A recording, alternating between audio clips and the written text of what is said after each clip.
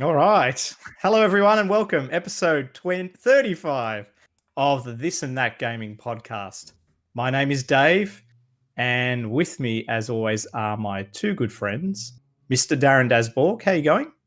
I'm doing well. Excellent. Feels like it's been forever.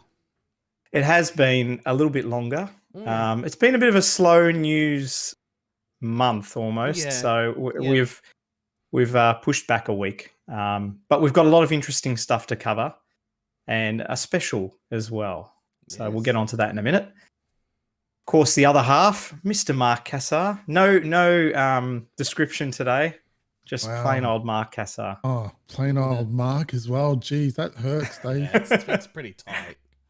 I know. Yeah, I don't think I can do this episode. Sorry, guys, I'm out. He's gone. He's gone. Cool. How are you, Dave? Yeah, I'm all right. It was a long weekend last weekend for Victorians, and that was good. But of course, with that comes a whole bunch of work when you go back to work. So that wasn't very good. Right. Spot on. And you want to describe your background today, Mr. Marku, because it's always something interesting. Yeah, just to kind of tie into, I don't know really how it ties into, but it just popped into my head. It's TJ Combo stage from Killer Instinct on the Xbox One. Very nice. So just to show that I'm not completely biased towards Street Fighter. Don't worry, I'm sure there'll be a bit of bias today. And who's this? Who's this face? Yes, I know. There's an extra square in our feed. Extra square. Daz. Oh no. Daz, would you like to introduce our special guest? It's Boosty, Paul Bavara. How are you, mate? Old friend of ours. Yeah, I'm doing well. Thanks for having me on, guys. Appreciate it. Good. Well, you're on our second episode, was it, Mark? Yeah. Ooh, Yeah. it's All right. second or third. I've definitely something like done. that. I've done one of them at some stage. I think Yeah. he's been on twice. No, it was once. Well, twice now. Yes. Okay. There you go. There you go. There you go. Now, how's things, man? You doing well? Yeah, everything's good. Can't complain. Lots of gaming. Getting excited for next gen.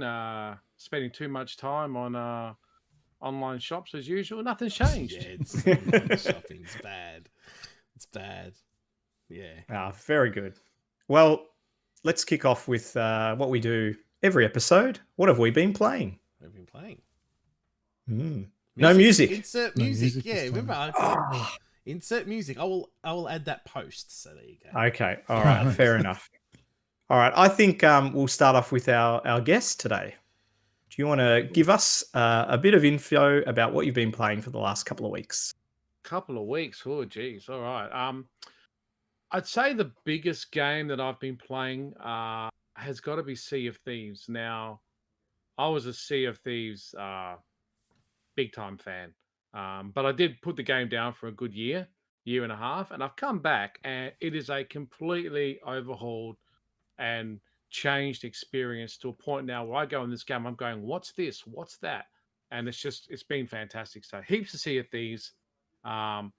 Also started a game called, on recommendation, Ghost of Tsushima on the PlayStation 4, which I just thought, I'll get around it, but I'm paying $100. I scored it for like $40 on Facebook Marketplace. That's the best. And- Cool.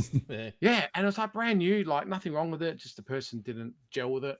And I'm actually been playing that all good week. is it? How good is it? It's really good. Like it reminds me a lot of Odyssey, open world missions, same sort of, here's a village, smack everyone out, take it over, like that sort of gameplay, but then different combat style. Like it's just, I don't know, it's just great. Anyway, long story short, I'm really enjoying that. Prior to that, I played a game called Slayaway Camp on the Xbox on Game Pass, which is like sort of you're a murderer. And it's kind of got Minecraft graphics, like pretty straightforward.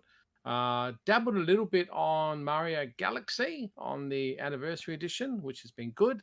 Nice. And I'd say the last one I'd round out, because I don't want to list everything, was A Plague's Tale Innocence, which was on Xbox Game Pass. I had no idea about this game. It came up as a quest, and I downloaded it, and I tried it. And it's a game set in France in the 1300s where you are part of the royal family and basically you've got to survive, and it's all about this plague of rats. You may have seen scenes where there's just Okay. thousands of rats on the screen, right? It's a Oh, buzz okay. out game, powerful game, great story, and it's free. So can't complain about that. So that's probably everything I've done. And I started about 10 minutes of a game called Hades on PC, Yep. which everyone was playing on Twitch. And I'm like, all right, I'll get it. Thanks to the Epic Game Store with all the discounts and free vouchers, it cost me like $12. So, Okay. Nice. so yeah, but I want to put more time to that. So that's been what I've been playing. $12 well spent. Such a Yeah. great game. Oh, that's one you Such always a brag great about, game. yeah, Mark. Yes. Yeah. Yeah. Dungeon It's crawler, awesome. basically. Exactly. Yeah. Die, repeat, die, repeat. Yeah. Yeah. So that's me. Very nice. Thank you. I'm going to switch over to the left side now. Mr. Darren Dasborg, what have you been playing? Lots of Twitch games on Twitch. Just arcade, retro stuff, rinse, repeat. Just same old classic stuff. But I don't know if I played it last time I was on. Out Buddies, I think it was called. Did I mention that? No. I think it's called Out Buddies. I really need to check now because I don't want to sound like I'm dumb. It's like Axiom Verge. It's like a Metroid. Oh, okay. Yeah. And which platform is it on? It is Out Buddies. I think it's on everything, but I'll be playing it on Steam. Yep. I bought it with your birthday present, so Oh, nice. if you voucher, it's on the Switch, PlayStation 4, Xbox One, and Steam. It's fun. It's hard. It got really hard, so I haven't gone back to it as usual.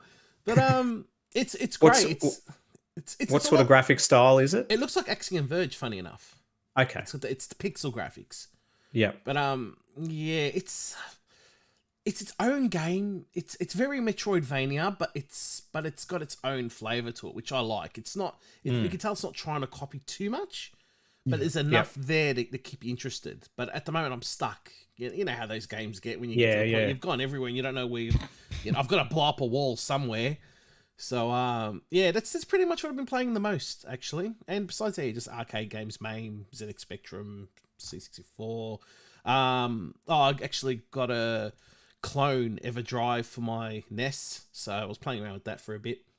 Okay. But yeah, geez, that was still expensive for a clone, man. That still cost me $80 Wow. for a clone cart. Yeah, so Does it play everything? You haven't had any issues? yeah, it even plays Famicom Disk System. It's great. Oh, okay, cool. Yeah, Cool. yeah. So yeah, I can't complain. Hmm. That's me. Any new games on C64 that you tried out when you were Twitch playing or not? The last one was Zeta Wing that I played. Okay. Yeah, you mentioned that I've last mentioned that time. before. Yeah, no, nothing. There's a few games coming out. There's one called Piggy 18. Yeah, that looks great. So good. It looks amazing. I don't know if we mentioned it on the podcast or not before, but that I'm really looking forward to that, and it looks absolutely unbelievable. Yeah. Oh, nice. Yeah, it looks very console game-ish. Yeah, Cool. that's it. Mr. Marku, what about you? Same old. So still plugging away. Well, not plugging away, but still firing up Animal Crossing every day for an hour or so. Also, yeah, like a lot like Daz, been dabbling with emulation again. For some reason, like I remember a game and then I decided, you know what, I'm going to play the hell out of that. And I've just been playing Truxton for some reason. Oh, that's coincidence. I played it the other night. Yeah, it was funny. Yeah, you're playing it as well. Yeah, just because I was never really good at it, but yeah, just seeing the different ports has been kind of interesting as well. So I've been playing a bit of that, and then going back to old faithful Monster Hunter World. Been playing the Iceborne campaign because I finished that played through the main campaign on the PS4. Yep. And then bought it on PC not too long after it came out on that, but then kind of was like, I don't know if I want to go through this again. But yeah, kind of got the itch again over the past couple of weeks. So I've been playing a fair bit of that as well. Making my way through that, but yeah, I've kind of hit a wall at the moment, so I've put that a little bit on the back burner, but we'll go back to that soon. We'll probably end up actually starting it again on the next gen because I think it's on Game Pass and the PS4, PS5 collection, so Yeah, and I know that's getting like frame rate upgrades on Oh, at least on nice. the Xbox. So yeah, we'll probably end up firing that up again. But that's really been about it for me. Cool. And Cool as myself, well. I haven't played a lot of stuff. It was funny because I think I mentioned it might have been to Darren or to both of you, Daz and Mark, that I downloaded Age of Empires 3 Definitive Edition, and Yeah, it's You like said a it's crap, yeah? 40 gig download. And I thought, I'm going to play this for 10 minutes and then, uninstall. I've ended up playing it for about 20 hours. Oh shit! I Oh, thought you said it was wow. crap. Look, I still think number 2 is better, but for Yeah. some bizarre reason, I just got hooked on it. I've just been playing a ton of skirmishes online, as well as just against the PC on higher difficulty levels. And yeah, it's just been So you can fun. play. I don't So you know. can play peer to peer. Like you play against each other. Yeah, you can as well. Yeah, Okay. yeah. Is it on Game Pass? Is it? It's on Game Pass. Yeah. Oh, maybe we should play then. That'll be fun. We can. Yeah. Yeah. I just kind of like trying to optimize how quickly I can get up through the ages. And obviously, once you reach certain ages, it becomes a lot easier to defeat your enemy. So yeah, look, I don't know why I've just been playing it heaps. Looks great, but to be honest, it doesn't look much different to what I remember it from 10 or 15 years ago. So yeah, that's been taking up a lot of my time. The other thing I tried was the Swords of Ditto, Mormo's Curse. It's on Game Pass as well. I didn't really like it much.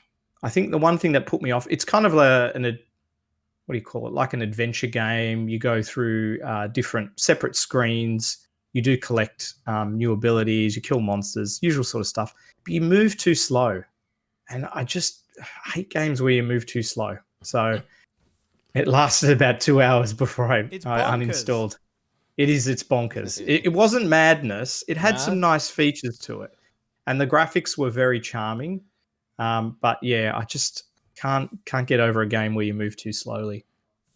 That's about it for me. The one thing I did want to touch on was, which isn't really game related, but it kind of is I got my kids the Lego Mario sets for their birthday recently. And I don't know if you've tried this out, but it's actually really cool. So you build up like a sort of a normal Lego set, and it's got, obviously Mario characters and Mario bricks and things like that. And then Mario interacts with your iPad or other phone device, and it tracks how many coins and what enemies he defeats as you make your own track. It's really cool fun. Okay. Yeah, they've designed it so well. And we bought the Bowser Castle expansion as well. And the way that's set up is awesome. So look, if you are a fan of Lego, that Lego Mario, it's not cheap, but eBay, Amazon had 20% off recently. It's a really cool toy. The kids loved it. So nice. Lego Mario. Yeah, Awesome sauce. I'm a Lego fan, but I kind of like building it and leaving it on the shelf. But Yeah. this is heaps interactive. Like It is. You'll be seen it. bashing pieces and doing all sorts of stuff. So Yeah, and you got to do the course in certain times and all that sort of stuff. that's right. They've really made it quite smart. So it's a 60-second time limit, but then there's certain bricks that can give you extra time. And when you put Mario on certain surfaces, it acts like he's in lava or on water. Really, really well done. Really smart. So, and Mario's eyes can go to sleep, like if you leave him alone for too long and that sort of stuff. Yeah, it's really good. Cool. All right. I think we're done with what we've been playing. Let's move on to the news.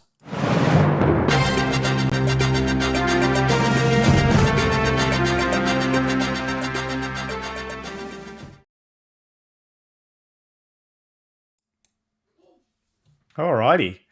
Let's start off with some news about the Xbox, and in particular, the amount of storage that the Xbox Series S will have. So some people have been lucky enough to get early consoles, and they have reported that it only has 364 gigabytes of available space. That's insane. Mark, are you able to bring up the... Yeah, Mark is it going to mess up anything? Shouldn't. Maybe, maybe not. I'll give it a go, let's Mark. see. It's the first time for everything. Look at There that. we Look go. at that. All good? Discord. We love Discord. Look at that. Mate, we do. That's insane.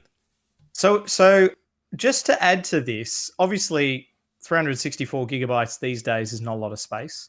To give a bit more context, the Series X apparently has about 800 gig of usable storage, and the PS5 about 667 or something like that, from what If you can see the picture below, 647 for the PS5. 47. So, all three of them really don't have a hell of a lot of storage, but 364 gigabytes is pretty That's low. ridiculous. What do we think of that, Daz? I think they shouldn't even bothered with that model. I just think it's a waste of time. I think it's trash. It's rubbish. It's absurd. It is a low amount of storage. And I mean, if expanding the storage was pretty cheap, then it probably wouldn't be as much of an issue. But at this point, It is, yeah. it's rather expensive. Boosty, what do you think of this? Is it worth getting a Series S, or should we all just be buying X's? Oh, look, if you're buying it for the hard drive, you're going down the wrong path, in my opinion. But look, on the hard drive space topic first, I mean, I kind of crunched a few numbers before. They're all losing around 20% of their space, right? With the Series S up to about 25, right? But I know a lot of that's reserved for OS and system stuff, which we understand. Same when your PC, same when you put in a memory stick. I don't know why this is making news, to be brutally honest. But I do think the amount of space they're giving you in the consoles is bugger all, right? But part of me, the entitled gamer part, said, damn it, I need 2 terabyte or more, otherwise, god damn it, right? But then when you actually look at the technology that's going into these machines and the fact that these are solid states, and in the case of Xbox, you need a very high-speed NVMe drive. In the case of PlayStation 5, those drives aren't even available generally on the market yet. So we'll talk about that later. I know there's another story later. But it just makes me stop and say, well, if you put it into perspective, I understand why those drives are that size, but it's still disappointing because it's not a lot of space. I mean, and then with Xbox doing their whole system resume, that actually saves the game to hard drive space. It's not saved in RAM, because when you actually turn the console off, the console actually still retains the game. If you pull the power out the wall, it's still in there because it's actually written to the hard drive. So you've got 5 games on tap cycling through this feature. Maybe later they might give people an option to opt in or out of that feature and then use the space for games. That might be an idea, but at the moment, I understand it. Do I like it? No, but I understand it. In terms of whether you should buy an S, to quickly answer that question, if 4K is not your thing, right? I mean, 1440p native resolution, 1080p monitor, 1440p monitor, upscaled 4K, fine. But Fair if you want enough, 4K, if you want 4K, then get the X. But other than that, I understand why they did that too, and I still think it'll sell pretty well. Mr. Marku, any comments? No, I think his dog, Mickey's not going a bit cray-cray. Yeah. That's all right. I probably would add, I'm quite sort of good at managing space on my consoles, but I think the only drama you'll have here is if you're the type of gamer who loves to play things like Call of Duty and it's got a 200 gig install, then you're in trouble. If you're playing indie games, 360 gigs still goes a long way, right? A lot of the games I play on Game Pass. Well, if you're playing indie games, the Series S is going to be fine for you. Exactly There's right. No point getting an X if you're going to play indie games. Yeah, and a lot of those games, 5 gig, 1 gig, you'll fit heaps on there. And the other thing I'll just add to that as well is everything you're playing on the Series X needs to be a Series X title, right? It needs to be optimized for that platform. Everything else you will bring across from all 3 generations simply runs off a USB 3 drive. So I've got 8 terabytes on my current console with like 400 games. That just comes straight over. So it's only if I want to play Gears 5 in 4K or Halo 6 Infinite when it comes out. At the moment, there's not a lot for me to play on next gen because there's not a lot of releases, but space is not an issue in that regard. But at some point, it's going to be. And I know Microsoft's letting you move stuff off the hard drive, park it, transfer it back when you want to play it. There are workarounds, but You got a point there, Boosty. I really think about it. I think I need to move my ass and actually buy an external drive for Xbox One games, etc. Yeah, any USB 3 drive. Yeah, I didn't really think about that actually. Yeah, you got a point. Because the new systems only need that speed to run. That's right. Anything on OG Xbox 360 and Xbox One, but it's only Series X optimized that need to be on the internal or on the Seagate expansion. So yeah.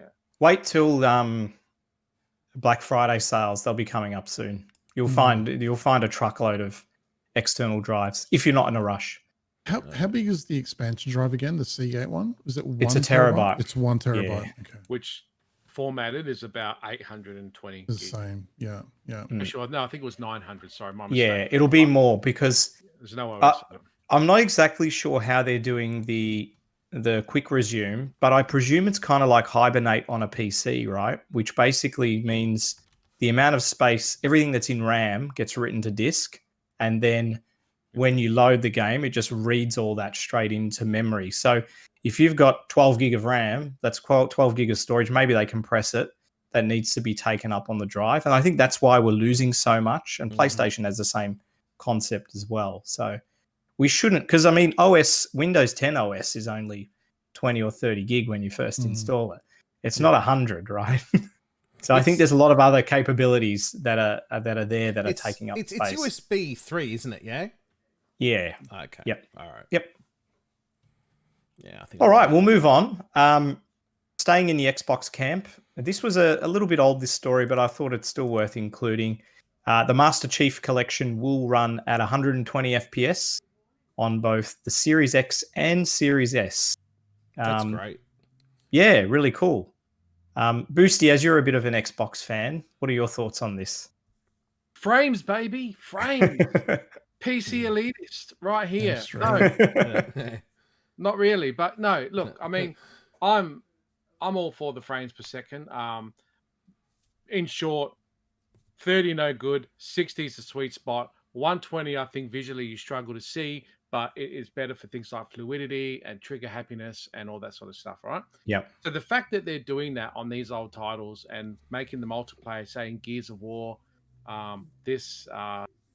Halo, etc., is definitely what people need. And it's amazing that it's actually on the Series S as well. And a lot of people don't realize that the Series S and the Series X are basically identical inside, aside from how much RAM they have and how big the GPU is, which is only needed to render in 4K. So the fact that you're seeing this is just a testament of why they had to change the architecture and drop the Xbox One X, which a lot of people are saying, well, why do they drop a 6 teraflop machine? This is why. Because they've got the SSD, they can do the frames per second, they've got that speed. I'm bloody well wrapped. I can't wait to play Gears on my Series X at 120 frames. The other problem is though, my TV ain't going to support it. You know, because here's the other thing. Trying to buy a new TV. Well, my brother did on the weekend. He actually bought a new Sony 4K TV X900, whatever it is, right? Yep. And that's one of the few TVs on the market in the last 6 months that actually has dedicated 2.1 HDMI inputs, which you need, number one. And number two, you need the TV might be 200 hertz, but most only display 4K at 60 hertz. Yes. Right? Like my current one. So I can't even see it in 4K 120. So I ain't getting a new TV just yet, but let me tell you, it'll be on the cards in say 12 months because you know, these are great things. Even computer monitors, like try finding a computer monitor, even a 1440p one that will do that kind of stuff. With like, you're spending money. I don't even know in that space whether you can, but you can in 1440. In 4K, you're looking at astronomical amounts of money for a 120 hertz. Yeah, you're looking at TV prices. Yeah, if not more. If not more, that's right. Yeah, exactly. This is why I say, as awesome as this is, who's it for? You know, the only good thing I see as well is if they're able to run it at 120, you know it's going to run at 60 the whole time. And that to me is great, right? Yeah, exactly. Yeah. Well, my TV can display. So I mean, my monitors can do 144, but that's at 1080. But no, I think it's great. I think it's good that they're doing that. It's probably going to be great for those that are really into the multiplayer. But yeah, and probably obviously more fluidity. It's madness. It is madness. Yeah. It's exciting. It is. Staying with the Xbox camp, The Medium. Now, this was a game we talked about a little while ago, Mark, if you remember. It was that title where I think it was like two different sort of time zones. World or Split something? world, that's Yeah, right. Yeah. Oh, that's this one. Okay. Yeah. So it's been refused classification in Australia at the moment. They haven't given a reason for it, which is more frustrating. So what this basically means, as far as I know, is that they will need to resubmit the game, possibly with a patch, to exclude the offending content, for it to be available on sale in Australia. So I think this was this a Game Pass title as well? Going to be a Game Pass title? Does anyone know? I don't know. No? It depends if it's exclusive. So if it's exclusive to Microsoft, then it would be because they bring every first-party exclusive to the platform service. Yeah. Third parties are always an option, but I'm pretty sure Medium was an exclusive. So yes, it is on Game Pass because the follow-up story I saw is that when this game is going to come out, it will be on Game Pass. So. So a little bit disappointing because it looked like, to be honest, one of the more interesting titles coming out early on. Well, it was the only new title, wasn't it? Yeah, pretty much. It was literally the last first-party title for the Xbox that I was actually interested in, and B was actually coming out. And then I saw this 2 days ago, and I'm like, I won't say it. Bitch. Yeah. Right? But yeah, I wasn't happy. Let me tell you, I'm just like, I'm literally picking up my console, and I'm just going to have it turned on, doing absolutely sweet FA. Right? And I'm a big Xbox guy, so look around. This is why I'm a little bit jacked at the moment that the last one title gets stuffed up by a classification board, whether it was, like you said, a processing thing, the wrong tick on a box, or whether it was actually content related. I read that article and they didn't even have a straight answer. No exactly, one does. Yeah. I checked a few sites. It blew my mind to find out that games have been refused classification because somebody's filled out the form incorrectly. Yeah. It's like, wow, really? You're fucking kidding me? Name and shame, bro. Name and shame. Unbelievable. No, then you might get hate, mate. Don't want to do that. No. That's okay. Get plenty of that.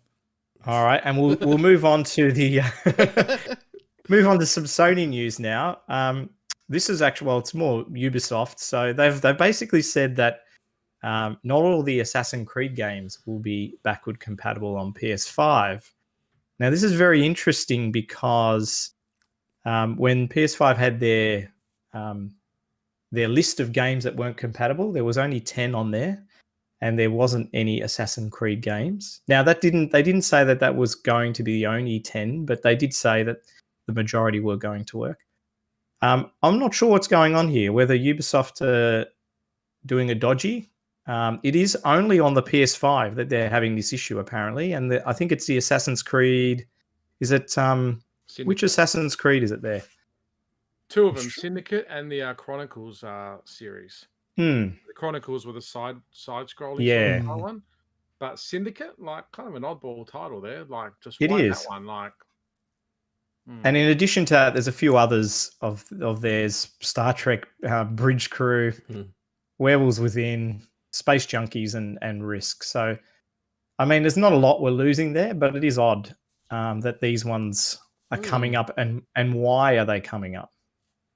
Yeah, I mean, if they lost Unity, I would expect that one, right? Because that was an absolute busted mess. Yeah. But Syndicate was actually the one that came afterwards. I think it actually was quite good.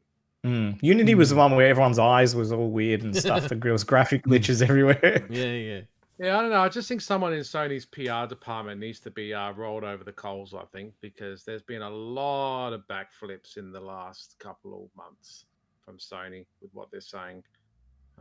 Which is disappointing because, at one stage, I didn't know whether I should sell my console because of backwards compat. Then there is backwards compat, and now some games are coming off of it. And it's like, well, what is it, guys? Just like clear marketing message. Like, I got to give it to Xbox. They've really tried to have a consistent message. And I just think Sony's messaging has been a little bit, how you going in the last couple of months, especially with what they're doing. I could talk for ages on what I think there, but just to stick on topic, I just think You know, if it's up to third parties, say it's up to third parties. You know, if it's your Yeah. first party stuff, say, look, first party's all sweet, guys. But yeah, you know, and there's going to be other titles that don't work, and you know, it's just the way it is. Like you can't expect it to be 100%. Especially if these games require work from developers, or they're just going to work because it's the same um, computing structure, you want to Yeah. call it. It's not like going from a cell processor where games had to be physically recoded. Yeah. So PS4 and PS5, I think, are similar architecture. Yeah, they are. So They are very similar. It's only where I guess developers have done special things to make the game run at a certain frame rate, and now suddenly putting on more powerful hardware causes issues.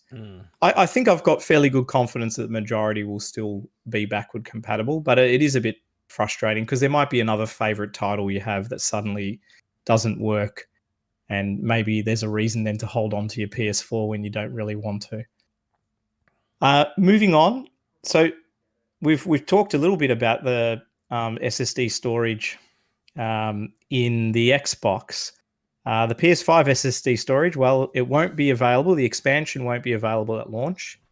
I think that was pretty much to be expected because Sony need to sort of veto the NVMe drives and make sure they're fast enough and certified for their architecture. So I guess the bad part of that is if you fill up that 650 odd gig, you're deleting games. You've got no other option if you're playing PS5 titles. Is this a big deal? Okay, but can you plug an external drive to this to play your older games as well? Yes, you can. Oh, well, yes. Well, so again, that's no big deal. Yeah. No big deal. Interestingly, when I was looking at this article, there was also talk because I think Sony did a little demo of their user interface, and someone caught a glimpse of a cool little feature called Game Preset. And what you can do with this feature is you can sort of specify that for every game that I play, by default, set the difficulty to hard, right? So whenever you throw a new game into your console, it will automatically play at the hard difficulty. You can still change it, but you can sort of set some of these presets to your liking, so you don't have to go fiddling through options for every new game you get. Okay, that's pretty cool. Yeah. It's an interesting little tidbit. There's things like, I prefer to play in first person view rather than third person. There's a few other options there in that screenshot, which my eyesight is terrible. Probably inverted controls, I would assume, would be another one. Yeah, maybe stuff like that too. Look, sometimes you kind of want to go through the options anyway when you get a new game, set it up the way you want. But I like that they're doing these sort of little value adds. There's no harm in adding this as an option in your user interface. Yeah. And just gives people a little bit more sort of control and flexibility. So I think it's really good. Sort of add something on that hard drive, if I may, before you move on. Yeah, go ahead.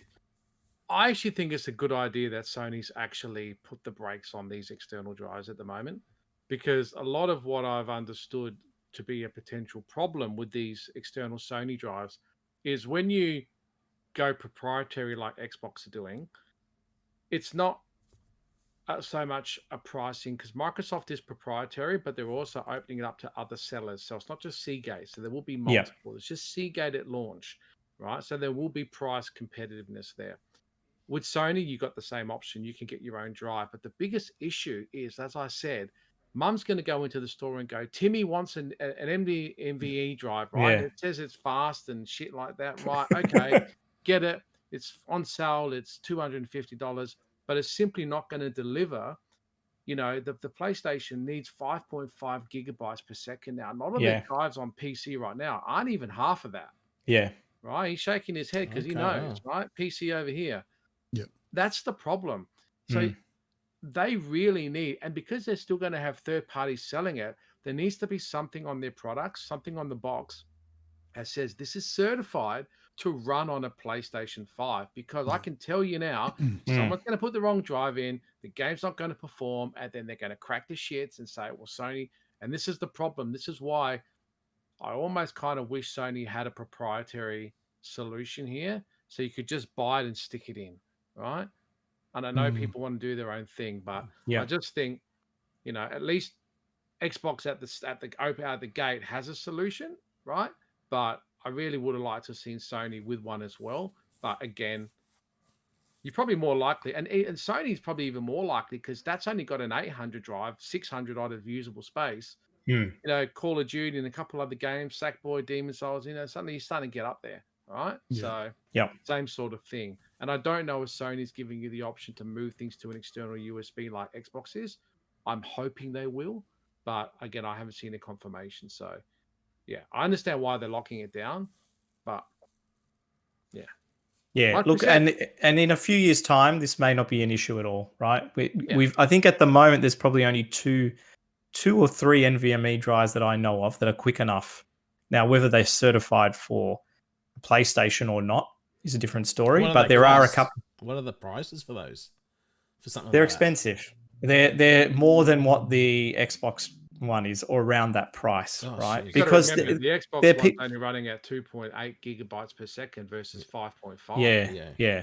So it's even more technologically advanced. So you're going to pay the ass for that. Yeah. But these things move, and in a few years' time, we'll be looking back and going, "Yeah, this is no big deal." Exactly. Right. I mean, what 5 years ago we were paying $300 for 100 gig. Yeah. You know, so Now a 1 terabyte NVMe, maybe not the fastest ones, but you can pick it up for $150. exactly. You don't want to know what my dad paid for my Amiga 500 add-on hard Yes, drive, which was 20 megabytes back in the day. He Exactly. still reminds me how much that cost him in high school. So yeah, it'll get better. Can I just add as well, just on the create sort of the value adds? I did see a video earlier today. I shared it with Mark about the PlayStation 5 controller, and a couple of guys got their hands on the haptic feedback and the adaptive triggers. Now, when initially I'd seen these features, I'm like, yeah, whoop-de-doo. It's just fancy wording for the same shit we've always had. But they were really impressed by it. Now, whether or not we'll be impressed when we play it is a different story. But they said that the force sort of feedback on the adaptive triggers was really impressive. In Astro Playroom that comes with the PS5, you kind of like charge up a spring little character, and you can feel the tension on the trigger as you do that. They said that potentially it'll be used to indicate a weapon jam. So if your weapon jams in a game, you'll actually feel the trigger go hard to indicate that you can't fire. So these sort of things I think are really, really cool. And they said the haptic feedback, they could actually feel walking on different surfaces, like the controller gave them that sense more than just the standard sort of rumble that we would normally get. Feel the bones when you're stabbing your enemy. Yeah. Yeah, exactly. So Go look, through the layers. and these are sort of things that sometimes you think are just a marketing gimmick, and maybe they won't be utilized a lot in games, but maybe they will. But either way, it might drive some innovation from both parties.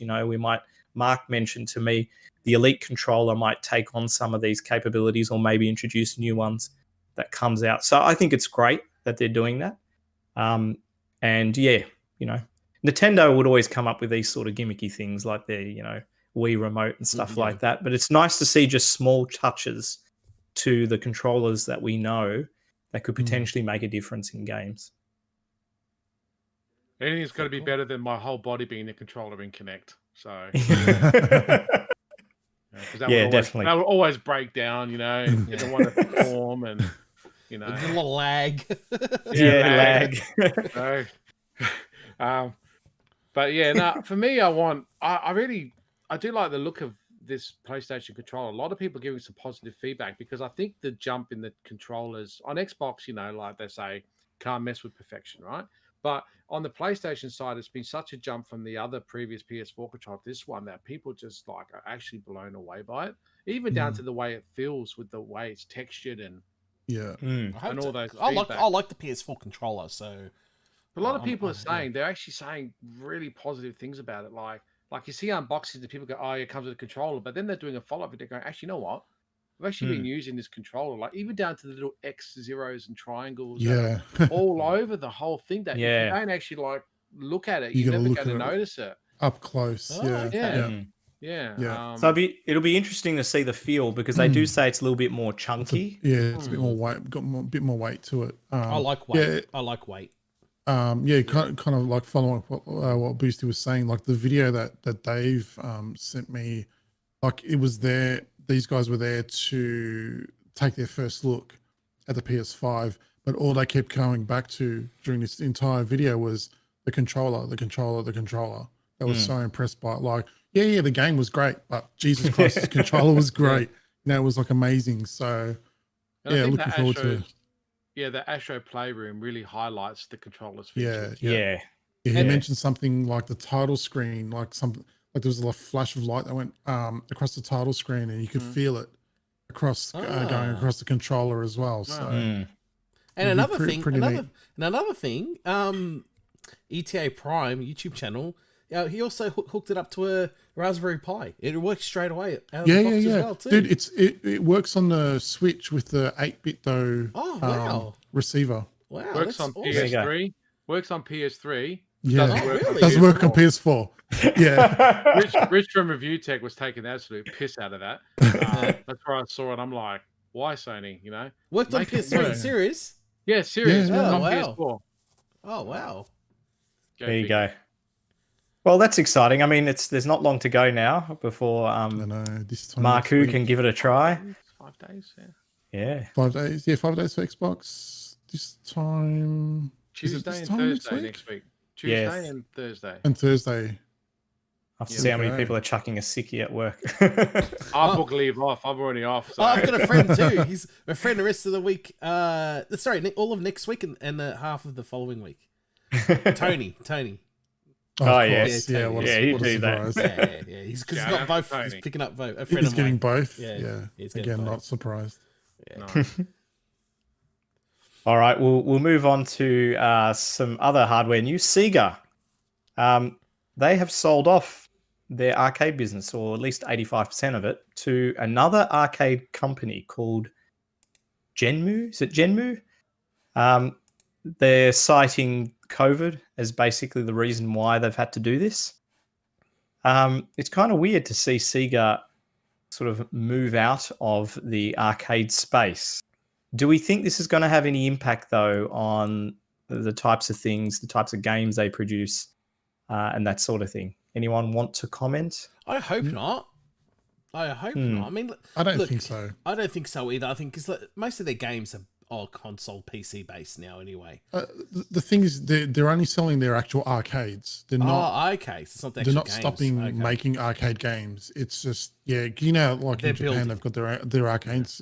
They've already shut one down, the one in Akahibara. And it's just now that they're selling off the rest because it's just not profitable for them because people aren't going to them. I was going to say if they're still making arcades, I'd love to order a new Golden Axe machine, but but yeah, no. And that's the thing. Like they'll probably use the extra revenue maybe to put towards their game development. Who knows? Yeah. Or just pull themselves and keep themselves afloat given the COVID impact. Exactly, and that's exactly what they said. They said it's had a massive impact on them. So they made the decision yesterday or today, I think, or to sell it. Put some money into R&D for the Sega Dreamcast Mini. That's not going to be the size of a freaking stamp. Surely it's got to come at some point, and a Saturn, but we'll see. I'd love the Saturn one, to be honest. The rumors are pretty strong, though, about the Dreamcast Mini. They're pretty strong. Yeah. Oh. Yeah. It'd be easy. It's easy to emulate, so it's not going to be a problem. Yeah, that's why I think we'll get that over a Saturn Mini as well. Yeah, of course. Yeah, Master System one. I'm surprised. I'm surprised there's a Master System one. That's quite strange. It's so easy to emulate. I'd buy one because I love the Master System.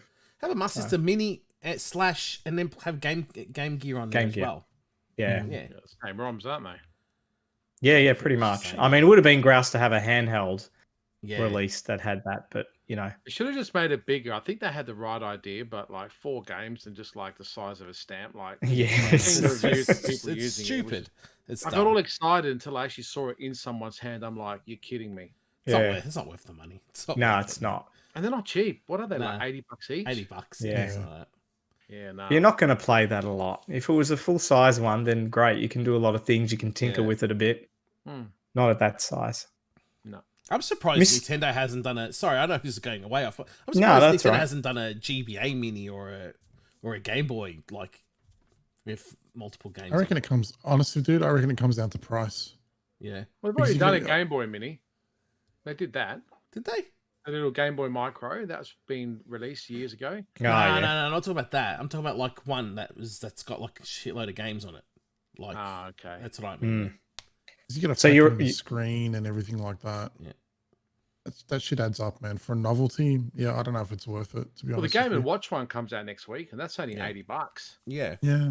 And you're gonna be able to hack that. You'll be able to hack that and put. I hope so. Yeah, it's only got one game on it. So. I know. I've bought it as well. I don't know why with one game. Maybe they're using it as a test. Yeah. Who knows? Yeah.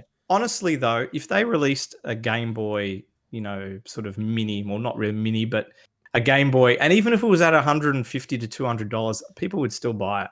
There's so much nostalgia there for the Game Boy. Yeah. Include 50 games, you'll kill it. They'll destroy it. Oof. Yeah, they could literally, and they'll do their usual thing where they limit supply. Yeah, everyone will be bloody eBay reselling them, and a few months later, you can buy as many as you like. Yeah, exactly. Yeah. But yeah, I think they could do that quite easily. Yeah. All right, BlizzCon will be free for everyone. Mark, give us the details. Yeah, because normally this time of year, BlizzCon, well, Blizzard has their big BlizzCon convention in the US, but obviously COVID has thrown a wrench into that. So what they're doing is they're doing an online only show, which will be in February, I believe. Yep. Now, normally when BlizzCon happens, what they do, obviously you have your convention in person, and they also in the past, it used to actually be on pay-per-view on Foxtel. Wow. Obviously now we're in the digital age, so you can stream it online on Twitch and everything like that, but you had to pay to get access to, well, the opening and I think the closing ceremonies are normally free, but to get to to be able to watch all the panels and things like that, normally you have to pay for access. But yeah, this time they're saying no, it's going to be free for everyone. It'll be a slightly different show, obviously, but yeah, it's everyone's going to have access to it. Hopefully, we'll see some Diablo 4 news, maybe a bit of Overwatch 2 as well. But yeah, that's coming February 19th to 20th. Okay, so 2 days. 2 days, yep. Which is normally what BlizzCon runs over. I think with Diablo 4, I think they've got a bit of work ahead of them, in my opinion. Like, I know it looks good, but it kind of is just another Diablo. Like, how are they going to make, really ramp it up? I don't know. Can't mess with perfection, bruh. Look, I'm a huge Diablo fan. I absolutely love number 2. I played number 3 a hell of a lot as well, but, number 2 and Lord of Destruction were amazing. I'd definitely play number 4, but yeah. They got competition now. That's always they've got competition now. Public Exile says hello. How do you make enough change without alienating your base? Yeah. Yep. While being fresh on the same hand, so. And staying in the Blizzard camp, Activision Blizzard, they've put in a bit of, they've raked in a bit of money. 1.2 billion in microtransactions in the last quarter. Is that all? Yeah. Spare change. Not Mark, 27 billion? It could be. It could be 27 billion. Geez, you've taken a while to get that one going. Yeah, I'm trying to find the right place. I thought that was really funny. I honestly thought you were going to use it when we were talking about the hard drive storage. Oh, I know, I should have. I It's only 27 gigabytes available. So Mark, do we know where they're making their money here? What game is bringing in the microtransaction money? Is it the Call of Duties? Is it the Call of Duty Warzone and Modern Warfare are the two. Yeah. Oh. I would have thought Overwatch would still be bringing in the cash. Look, it's not as popular. I'm sure it still does. They still do their regular events, and each time they have an event, they have special themed loot boxes. But yeah, I mean, I don't think it can compete with the Call of Duties anymore. Mm. Call of Duty could literally release a turd and it would still do $2 billion Yeah, in exactly. revenue. It's beyond saturation now. So, Oh yeah, Yeah. just And to that- name.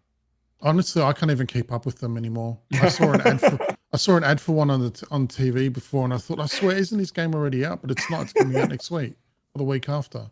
And honestly, I have no idea. I have no bloody idea. Years. Yeah, there's one Last coming week. out just for the new consoles. So, like, obviously it'll play on the old ones as well, but it comes out next week. So, Yeah, Right. people are salty on that too. Make why sure are they you get salty? because of the two versions that Activision's doing.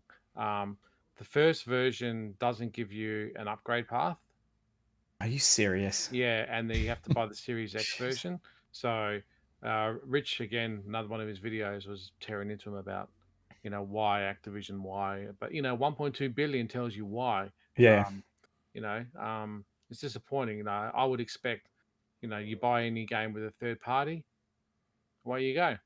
You just put it in and it just works. Especially now, games coming out now should be should be 100%.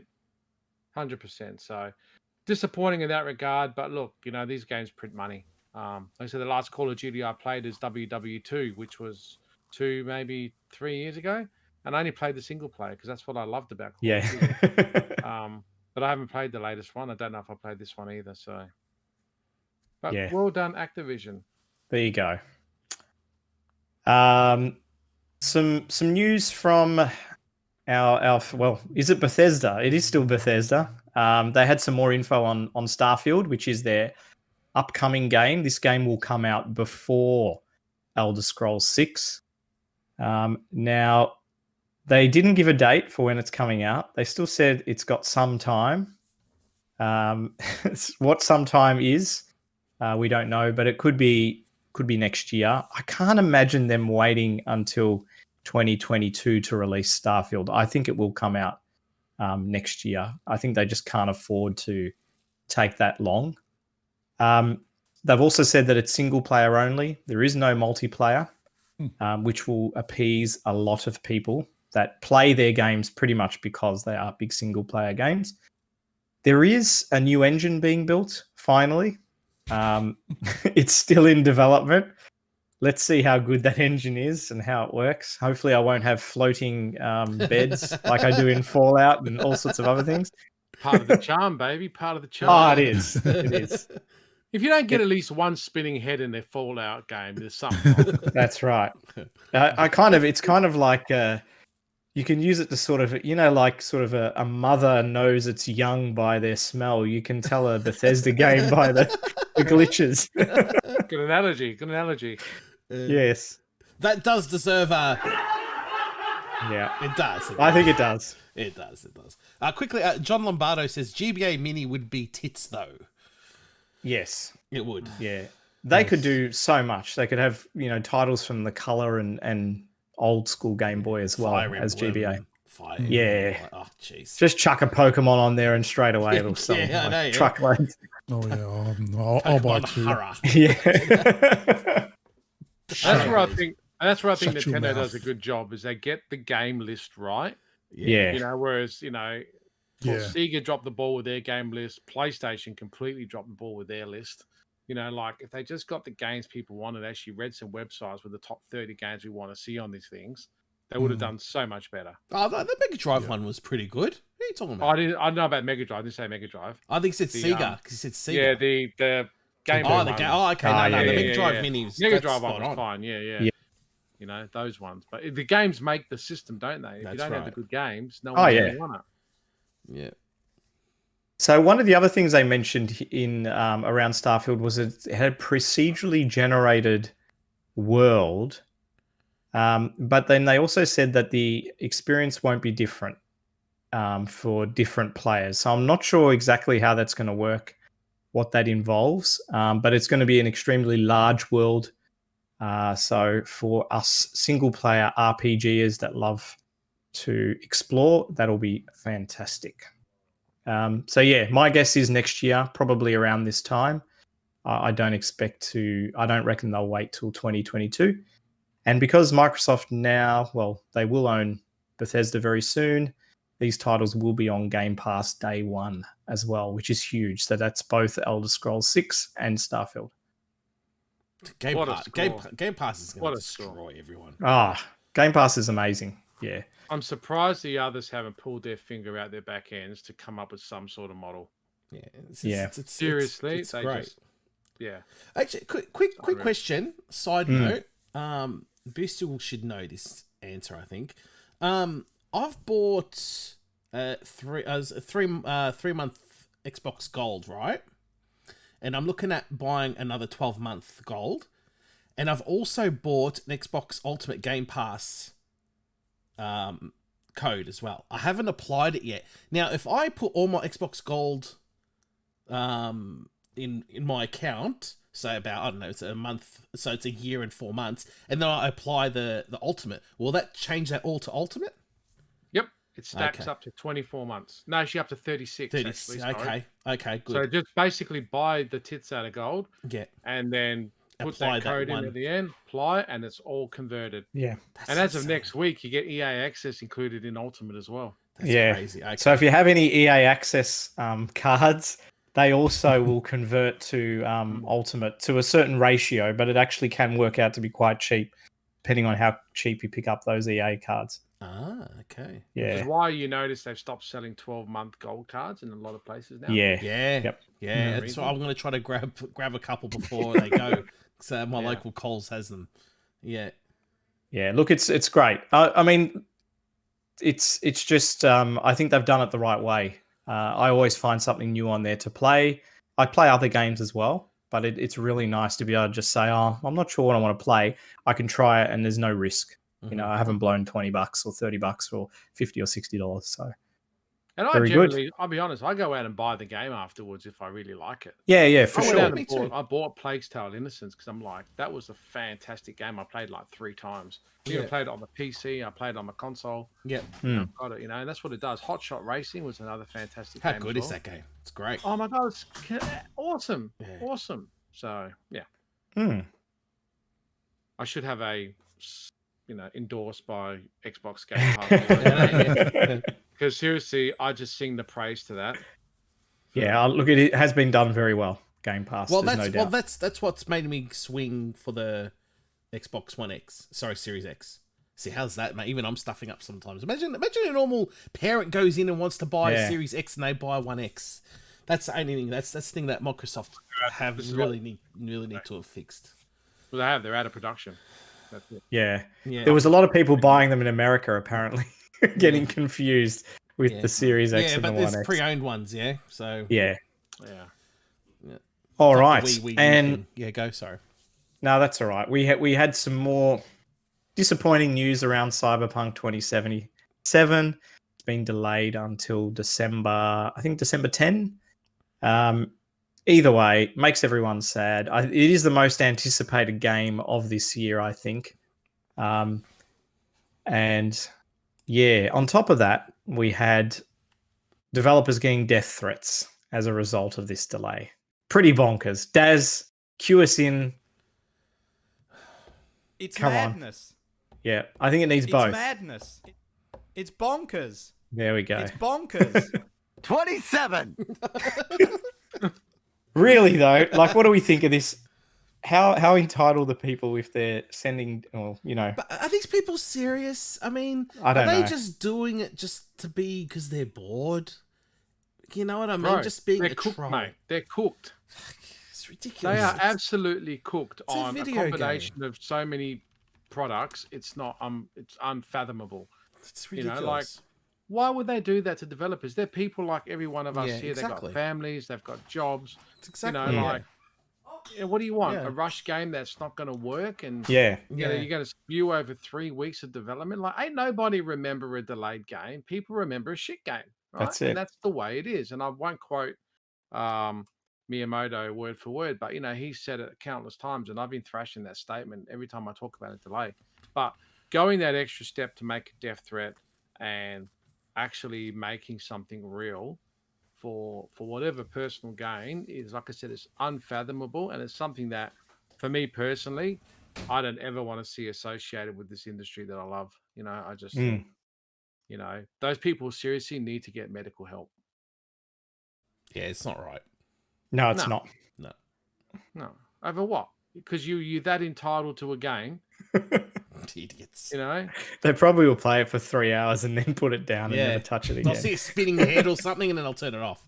Yeah, bloody Yeah. keyboard warriors. Anyway, Just need to chill. The interesting thing out of this is that there's a few other games sort of floating around at the moment, and they've been kind of planning their releases outside of the Cyberpunk window. So they want to make sure that they get the maximum attention. And now, because Cyberpunk has been delayed, they're either delaying their game until, January to make sure that it'll get some sort of visibility. So that's happened with a few titles already.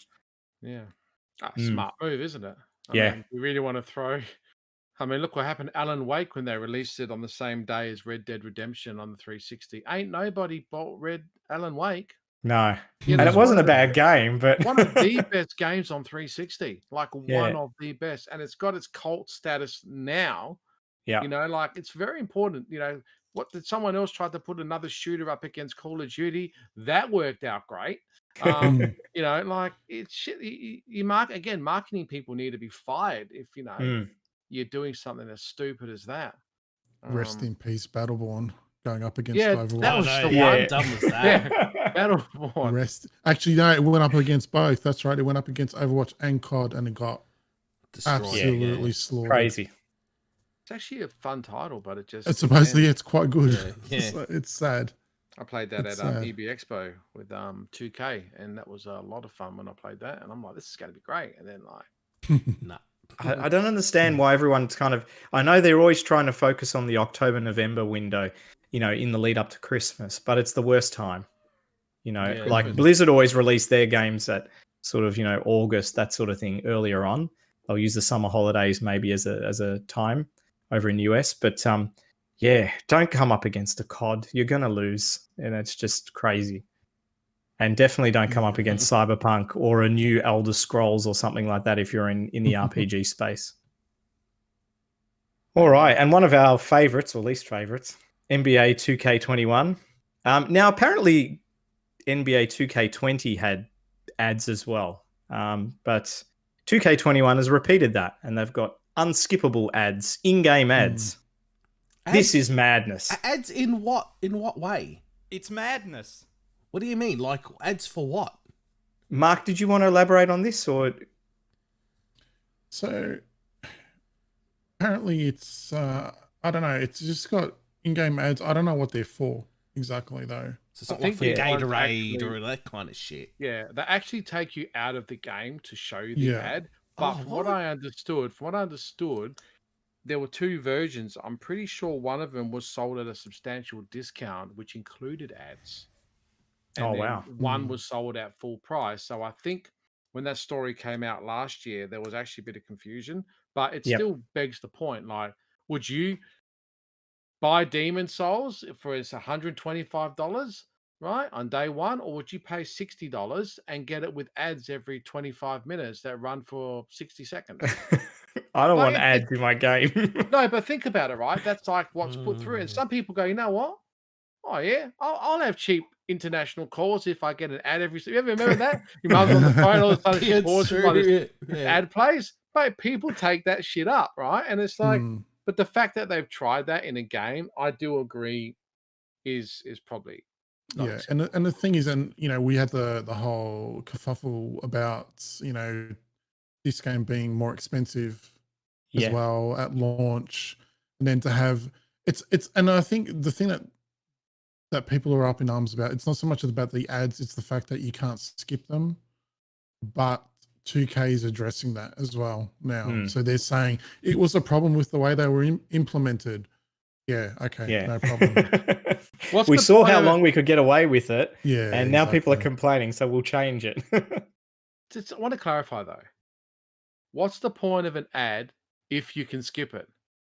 Well, YouTube does that as well, right? I mean, it plays for 5 seconds or Mm. whatever, and then you can skip.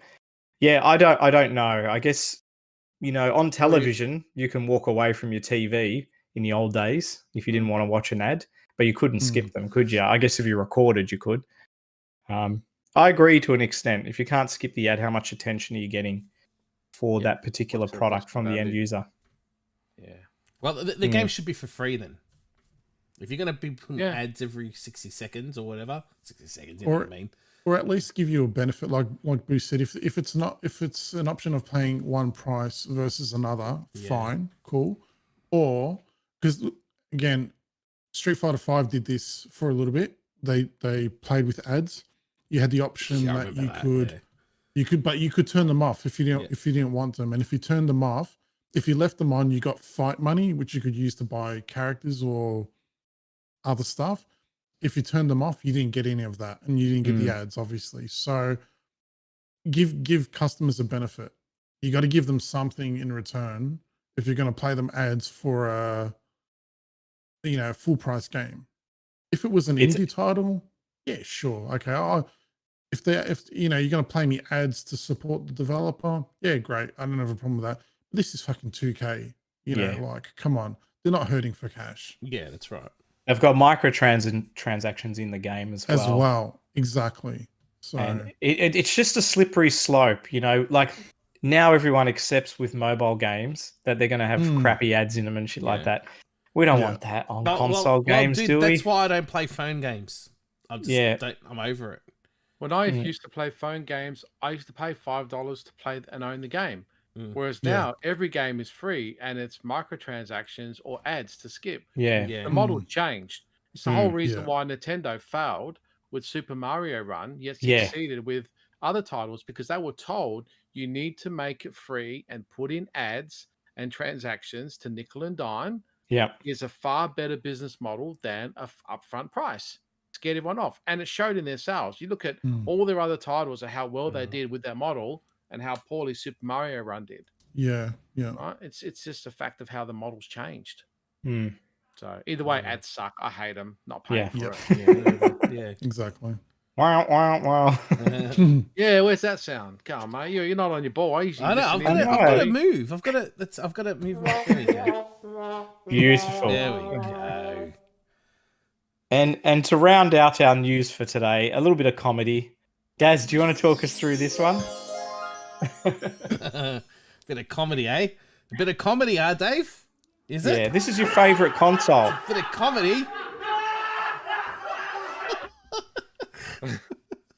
PS5 and Xbox Series X. Forget it. There's a new Atari VCS console in town.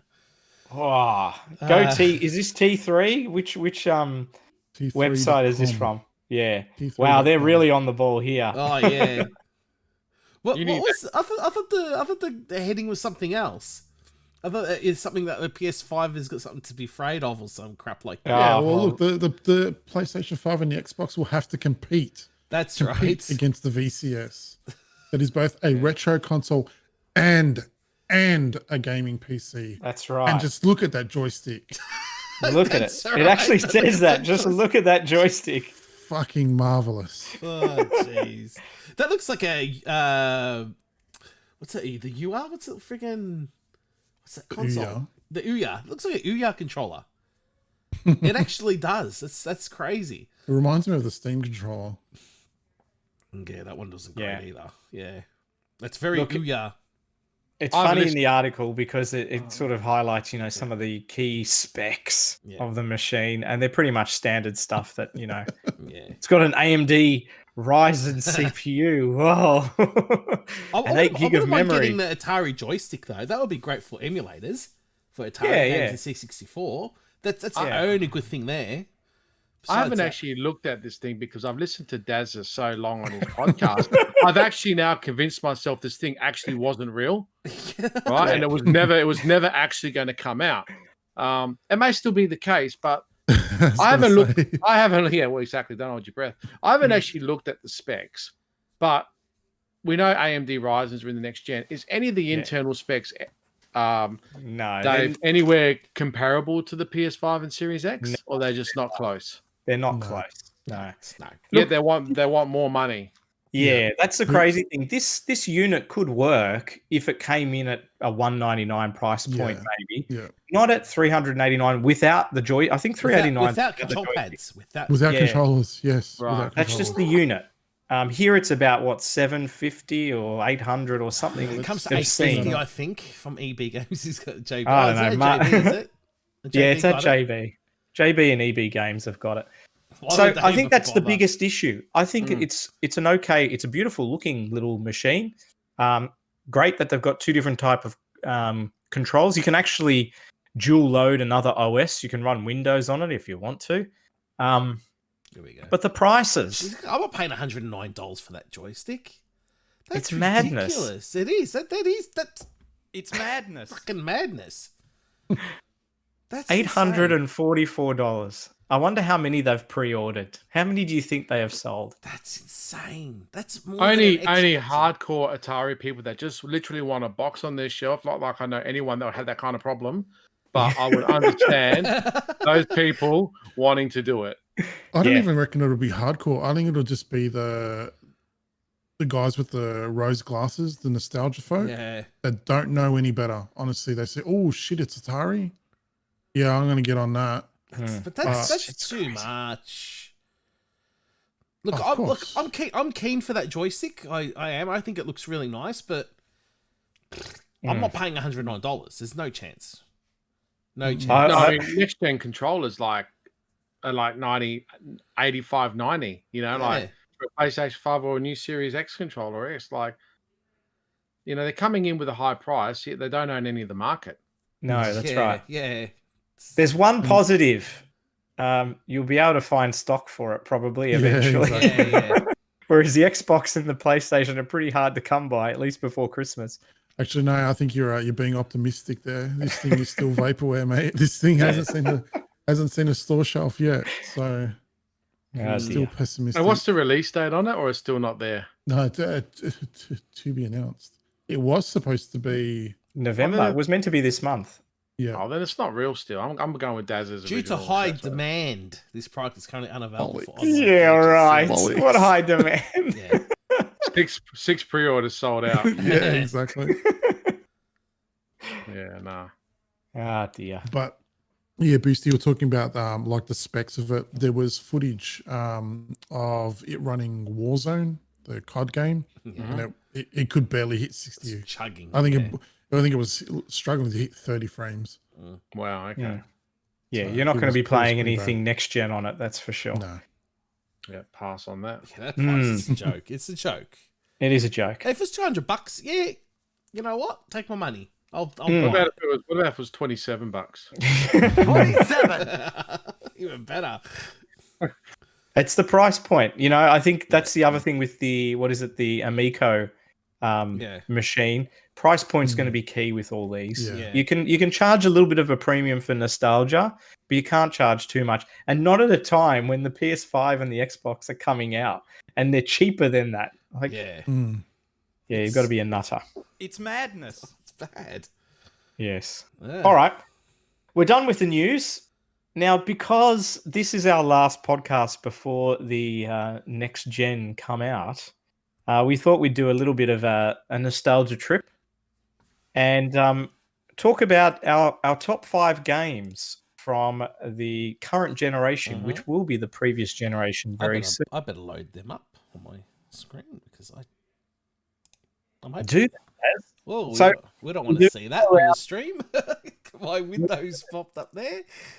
Okay. We'll start with Daz since he's so prepared, and we're gonna go around in a virtual circle here and say our top 5. But we'll start with the number 5. So everyone's going to give their number 5 game. And the only other caveat that I just wanted to throw in there, so we're not including Switch games in this, Yes. or Switch exclusives or PC exclusives. We're only strictly Correct. talking Xbox and PlayStation. PlayStation, yes, But they can be obviously on other systems. on other systems. Yep. Daz, take us to number 5, please. I don't know where my list is. It's just like vanished. All right, we'll pass Daz. Yeah. Boosty, do you want to give us your number 5? Yeah, sure thing. My number 5 is actually God of War by Santa Monica Studio on the PlayStation 4. Very nice. I don't know how deep you want to go with each of these answers, so just tell me. Yeah, Yeah, you can spiel away for a bit. I just loved what they did in terms of I never played a lot of God of Wars in the past because I'm obviously Xbox and Nintendo previously.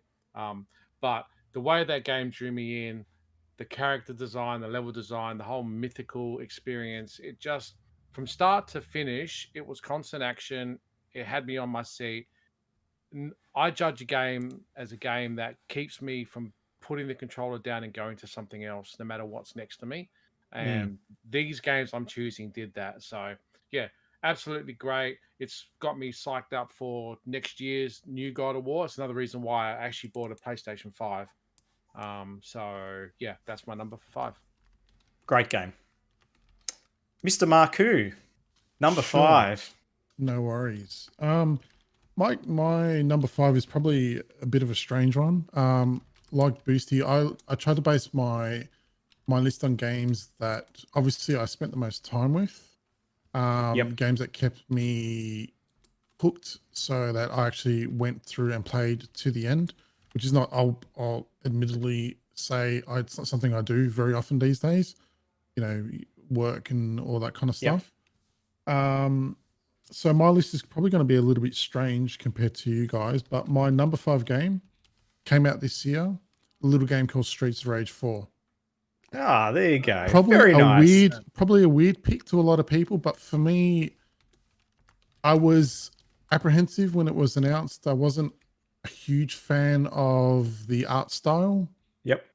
But I didn't want to write it off because it was Streets of Rage. And then as every new video that came out, I think Dave and I especially got more and more excited. And then once the game finally dropped, it was everything that I wanted from a Streets of Rage sequel and more. And it was one of those games that I just did not put down for at least probably 2 weeks. I went through and I wanted to make sure that I got all the unlocks and everything like that, which I did. Damn, it's hardcore.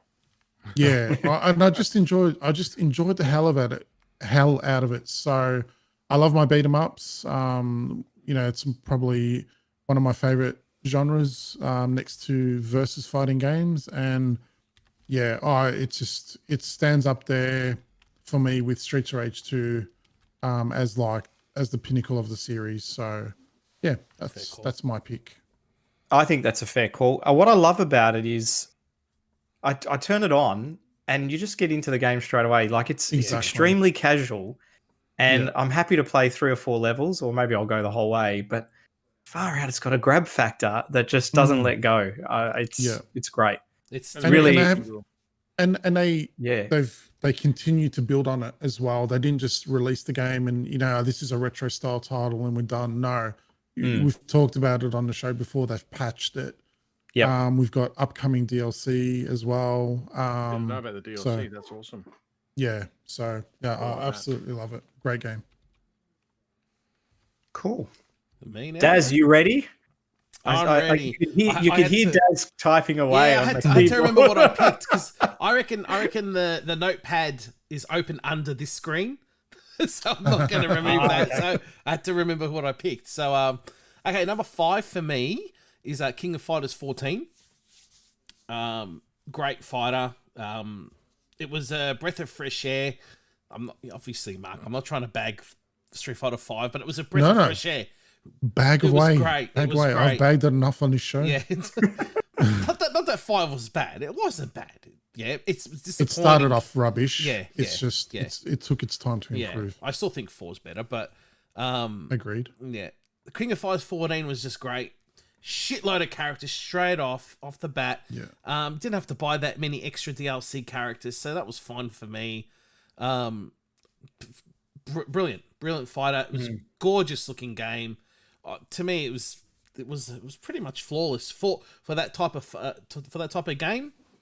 SNK kicked ass, absolutely kicked ass, and I love that game, really do. Yeah. So that's my number 5. Well, my number 5, and again, what I love about this is that we all have such different tastes. And it's great because then we get a mix. Otherwise, we'd all be saying the same games and be boring. There'll be a few though that are the same, I think. We might, especially when we get towards the top. Yeah. Mine is the Division 2. Oh. And a bit of an unusual choice.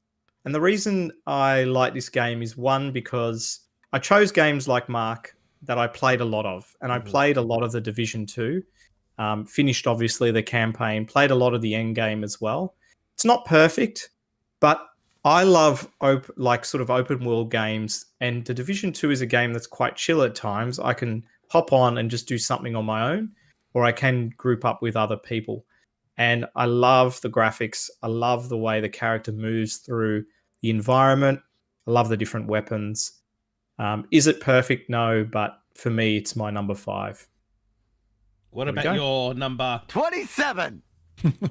Number 27. I might have a special mention Ah, later okay. on. Yeah, actually, I've got that a- didn't make I've got that three. didn't make the Same. top 5. Yeah. Same here. We've all got some of those. Yeah. All right. Let's move on to number 4. Let's start with Boosty this time. Number 4 for you, Boosty. Number 4 is a game called Detroit by Quantic Dream. Yep. I bet you all thought I was going to have heaps of Xbox shit today, didn't That's you? what I was Yeah, expecting. yeah, I'm Yeah, I was, surprised. was maybe expecting 1, but not 2. Yeah, no, this is one of the games that I reviewed for Sony back when I was reviewing, and I got hands on at the EB Expo as well at their booth before it was pre-release, and I just fell in love with this game. Like the whole Android City, the realism of the robot, like even the loading screen. If you've played the game, the loading screen when the robot's just sort of standing there talking to you, right? And every time you play the game, the further you get, the more you interact with her, the more she changes. Like that was a mechanic I've never seen in a game before, right? Yep. Not to mention just the whole morality of the whole robots and the way that they were adapting and evolving into wanting to be people too. And the story just drew me in. And the fact that it was immensely replayable with so many different choices. Like, did you see the mind map of the choices for a level? Right, when you finish the level, it actually showed you a map of you Wow. chose this way, and it's like a family tree going from left to right. So what's it like, Boosty? Sorry, is it like a choose your own adventure? Is it? So It is a choose your own adventure, like Okay. open world sort of story based game. Okay, 'cause I never where got you to play it. Mate, like I said, I actually gave it a 10. Most of the media outlets gave it a 9.95.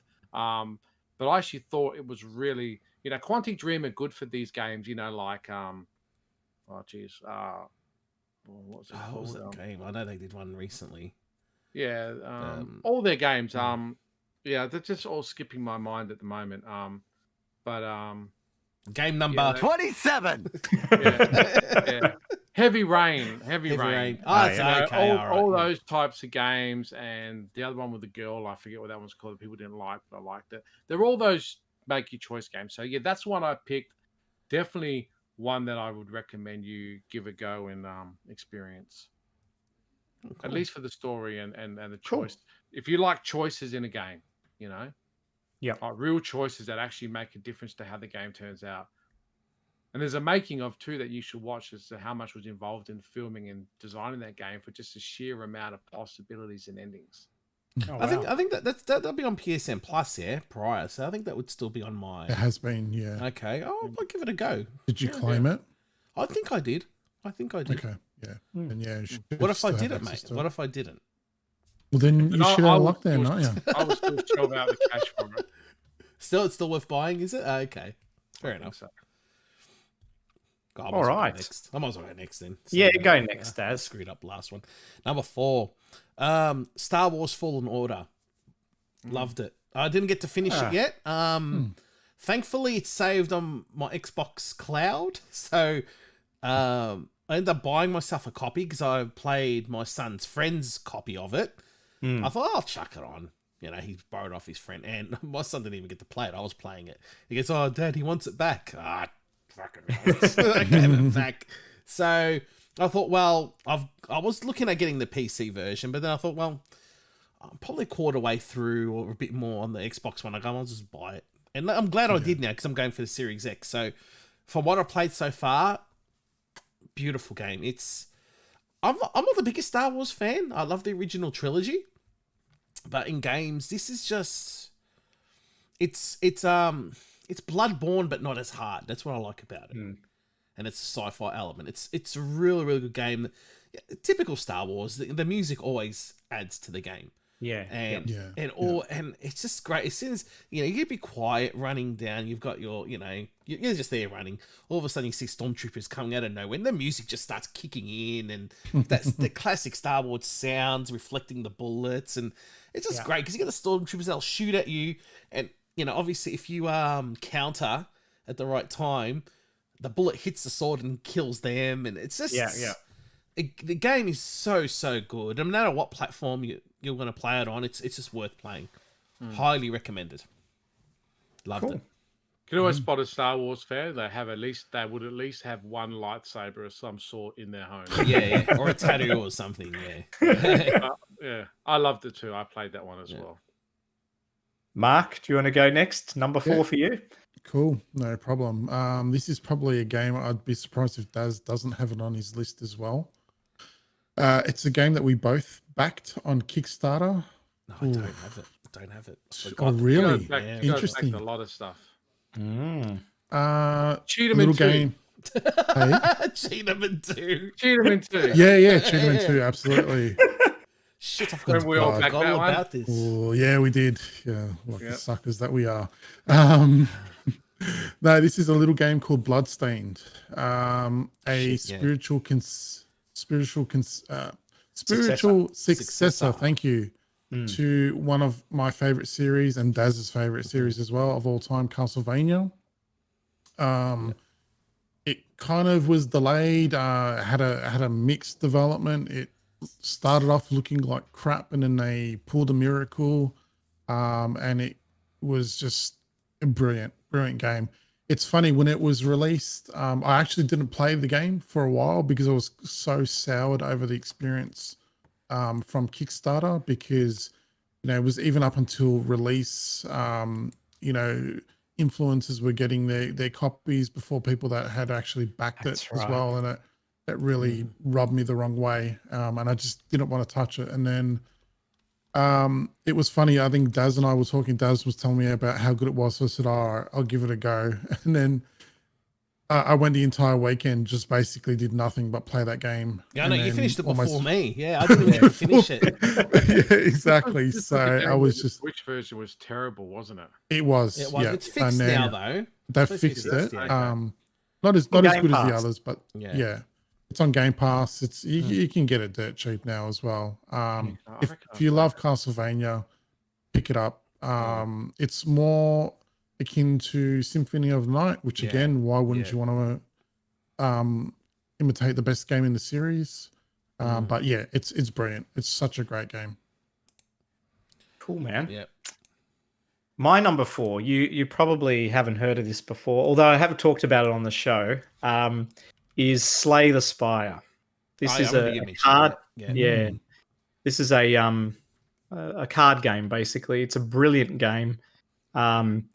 The brilliance in it is just the way that progressively over time you'll get more cards, but it's the way they interact with each other, and you'll have these magical runs where all the right cards seem to drop at just the right time, and you'll be able to defeat the 3 bosses and win that particular game. Really, really well done. It's actually available on every system now, so it is on even on iOS and Android as well. But just an utterly addictive card game, very easy to get into, really satisfying. It just doesn't feel like a slog. It just feels like just when you're about to maybe get tired, something comes along and just makes it worthwhile. So for me, I put in a lot of hours with it, and occasionally I do come back to it. There's been DLC as well. So Slay the Spire is my number 4. Nice. All right, number 3. Daz, tell us your number 3. My number 3. I mean, I'm spewing. I forgot about Bloodstained. That's really stupid of me. But this one's going to be quick because Mark's already mentioned it, and that's Streets of Rage 4. Again, it's just can't go wrong, really. And I think it's more that I wasn't so excited for it, because I thought it was going to be a absolute crap of a game. I thought, me with my when I saw the graphics, I thought it was flash animation, flash game, But no, it works great, and as Mark said and Dave, it's something you can just jump in straight away, play, have a ball, and it just doesn't get boring. That's all. No. It just does not get boring. Yeah. And they fixed the initial issues with the multiplayer. Now it runs really well too. So that's good. cool. Yeah. You know how we had some syncing problems at Yeah. the start? That's great. You were Yeah. just jumping. Yeah. Yeah, I remember that. You know what? Now that we're coming out of lockdown, we can actually Play play together. it together. Yeah. Yes. Oh, that's going to be good. Very good. Cool. Yep. Boosty, Number 3.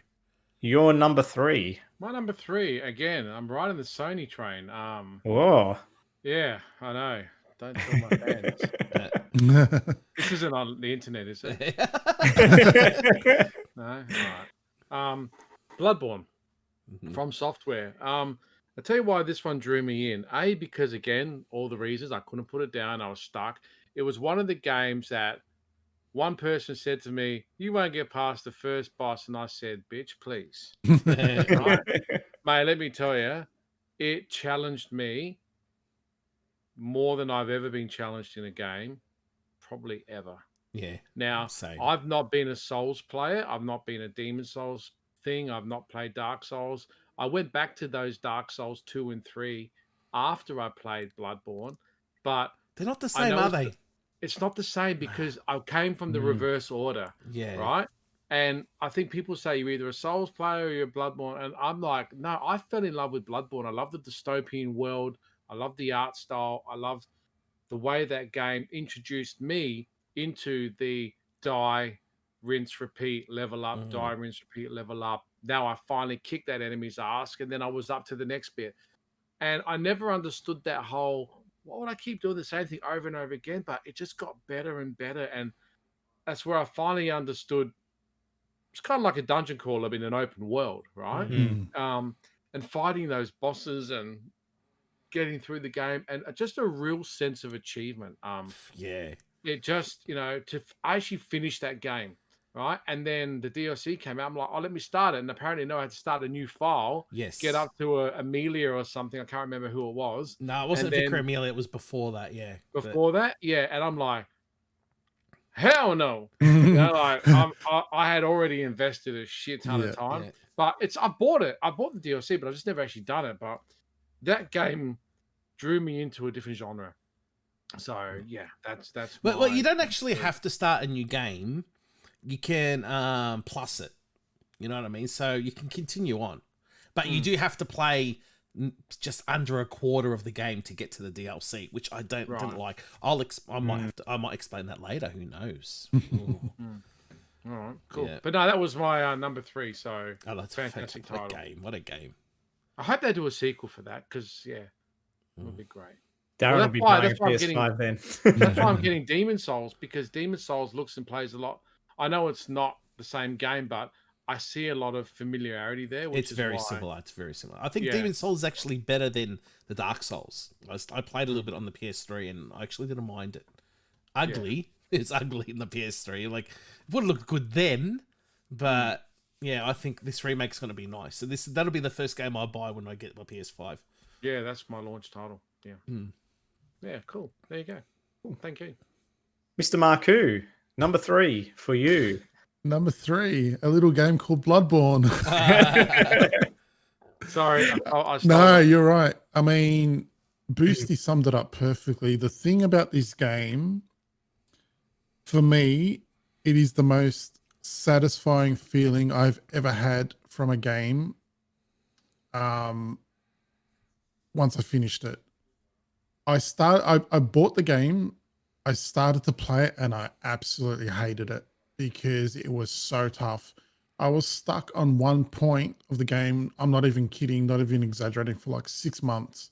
And I was just like, no, I can't do this. I'm just not cut out for this game. And then Daz and our good friend Tim started playing it as well. And then we all started kind of playing, obviously on our own, but we started playing together as well. And we were kind of spurring each other on.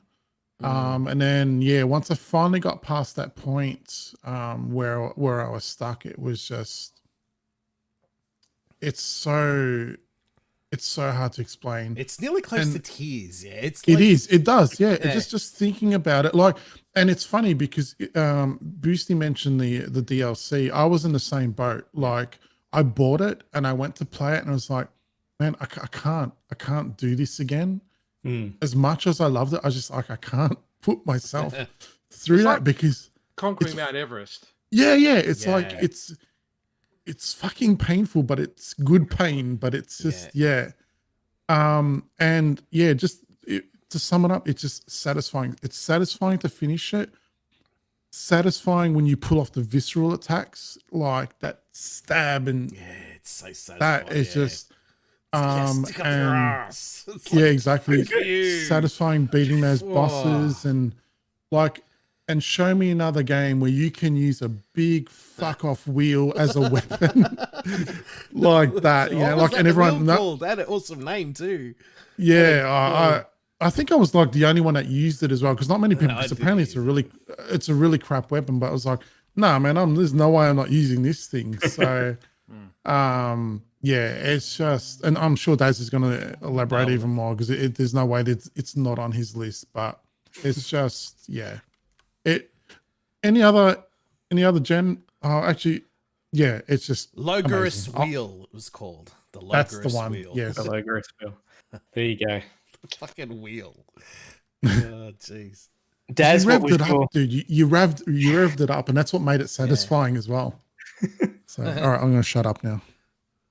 That's all right. I know all your excitement about Bloodborne. I only played it a little bit. I defeated the first 2 bosses, and that was enough for me. Really? Yeah, I don't know. I don't know if I didn't have the patience or if it was just too stressful. The world's like my laughing at you, David. I know. So I'm in awe of when you see the speed runs of people doing Bloodborne in just ridiculous times, and they just walk up to the boss and they just know exact right timings to avoid their attacks. It's a skill. It's skill. That's what I mean. If you die in that game, it's your fault. I don't give a shit. Yes. Yeah, absolutely. It's your fault. 100%. Yeah. Did you do your number 3, Dave? I haven't done mine yet. I thought I was going to let you do yours first. I've done my 3. Oh, you've done your 3. Yeah, I did those first round, remember? Oh, yes, that's right. Second, sorry. My number 3 is, shock, surprise, Fallout 4. Hey. Now, I know there's a lot of criticism around this game. I remember when it came out and there was a lot of excitement, but there was also, issues, as all Bethesda games have. But for me, I pick games that I love to play, and I love open world games, and I played this one to death. I think I've had over 250 hours on this. So it had to be on my list. It's not perfect by any stretch, but it just gets that mechanic right. The exploration feels very rewarding. There is the ability to craft and build your own settlement, which they didn't have in previous Fallouts. Some people dislike that. I kind of liked it. There was a point where I'd build up my settlement, and then eventually I go, yeah, that's enough building. Go out and do other stuff. So for me, it's a great game. I will come back and play it again, no doubt, in the next year or so. I like to have a little bit of a break, then start fresh. So I'll probably try a pure sort of melee type character and see how that goes. So that's my number 3. Side note, Peter Bayou says Gears of War 1, 2, 3, 4, and 5. Didn't like 3. And by the way, I'm not sure what topic it is right now, but I will say those games. And again, he says, on a side note, I love Mark's background combo breaker. There you go. There you go. I knew he'd pick that out from a mile away. All right, our number 2. We're getting close to the top now. Let's start with Daz. Okay. Daz, you're number 2. Now, this was a hard one. This was going to be number 1, but it's number 2. Now, can Mark guess it? Oh, I would have said no. I'm sure Bloodborne's going to be your number 1. So it's not Bloodborne.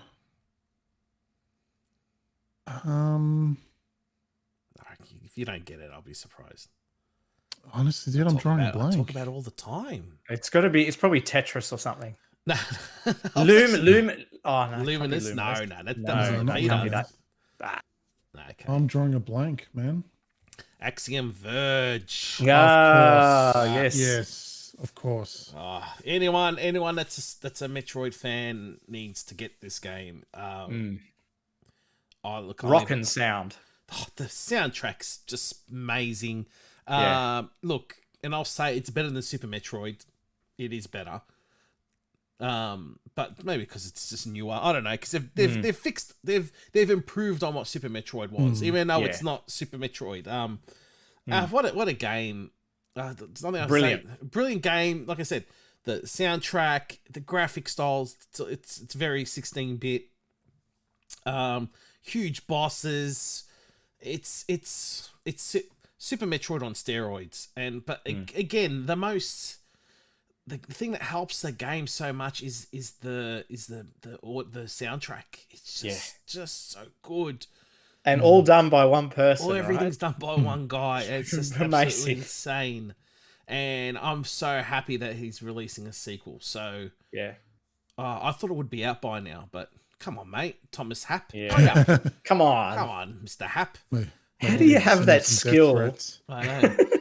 How do you have that skill to do the programming behind it? You know, there's a type of mentality for that, and then the artwork, and then the music. Very different skill sets. It's funny, like a lot of these games are done by one person as well. These like Metroidvania, like these pixel ones. It's mind blowing.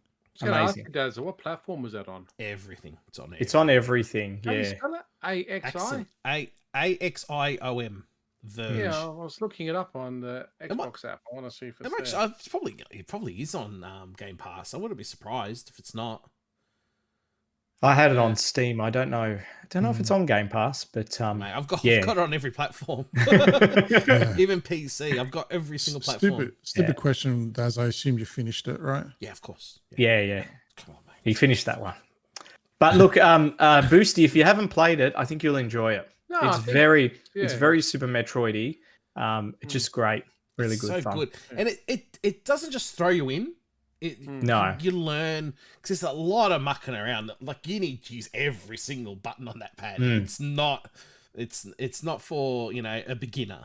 You know what I mean? It's for a proper game. It's an indie game, but geez, but it's nice how it teaches you how to do everything on the way slowly, and then it's become second nature. Yeah. Brilliant game.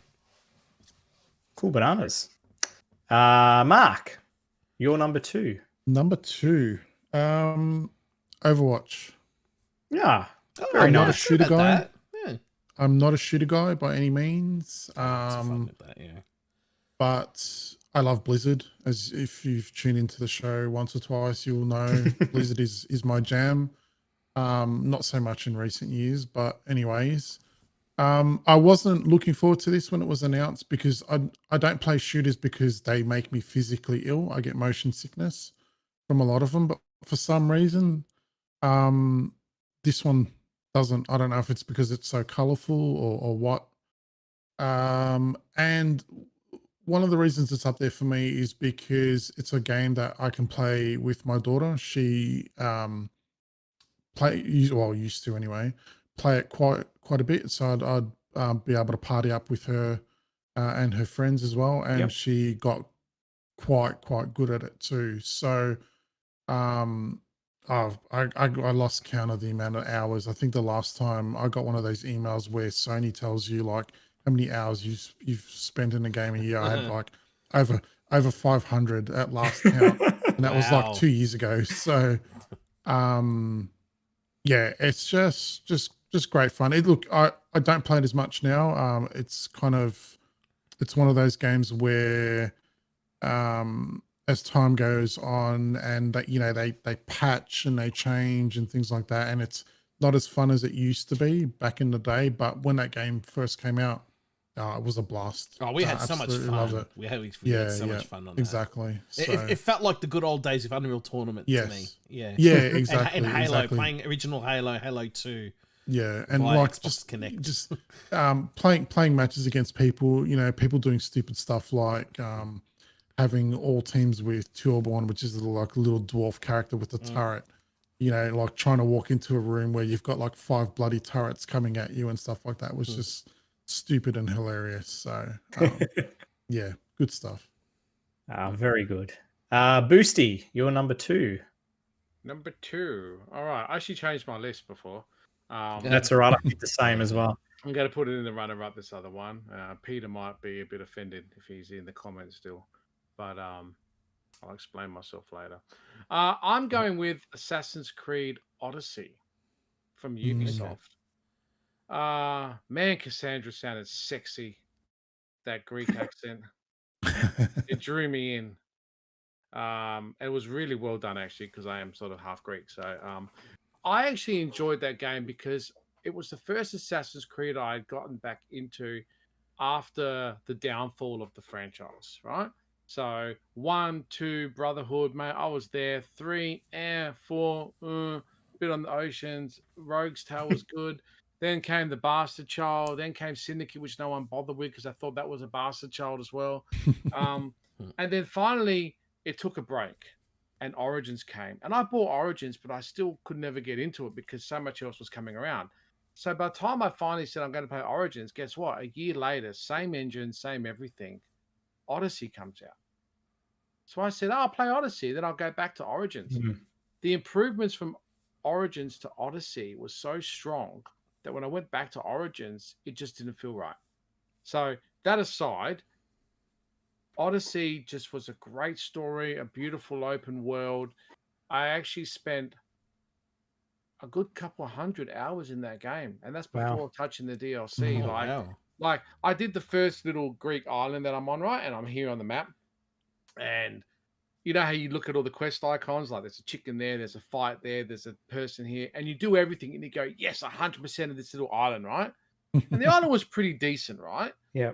Then all of a sudden it goes, yes, all there, time to go to another island, right? The ship comes along, and then the world does this. My island, if you're looking at my backdrop, was that tiny little dot in the corner of the screen there, right? And I go, holy mother of Jesus, right?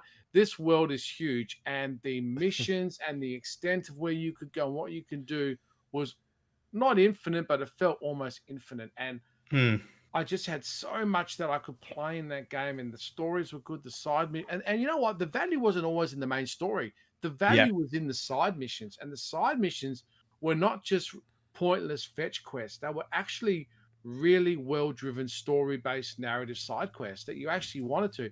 Plus, you could have sex with whoever you wanted in the game. That was a bonus, right? Whatever your flavor, it didn't matter. It was just a great title, and I've got the DLC. I still got to go back to it, but I'm scared because I know it's going to draw me in again.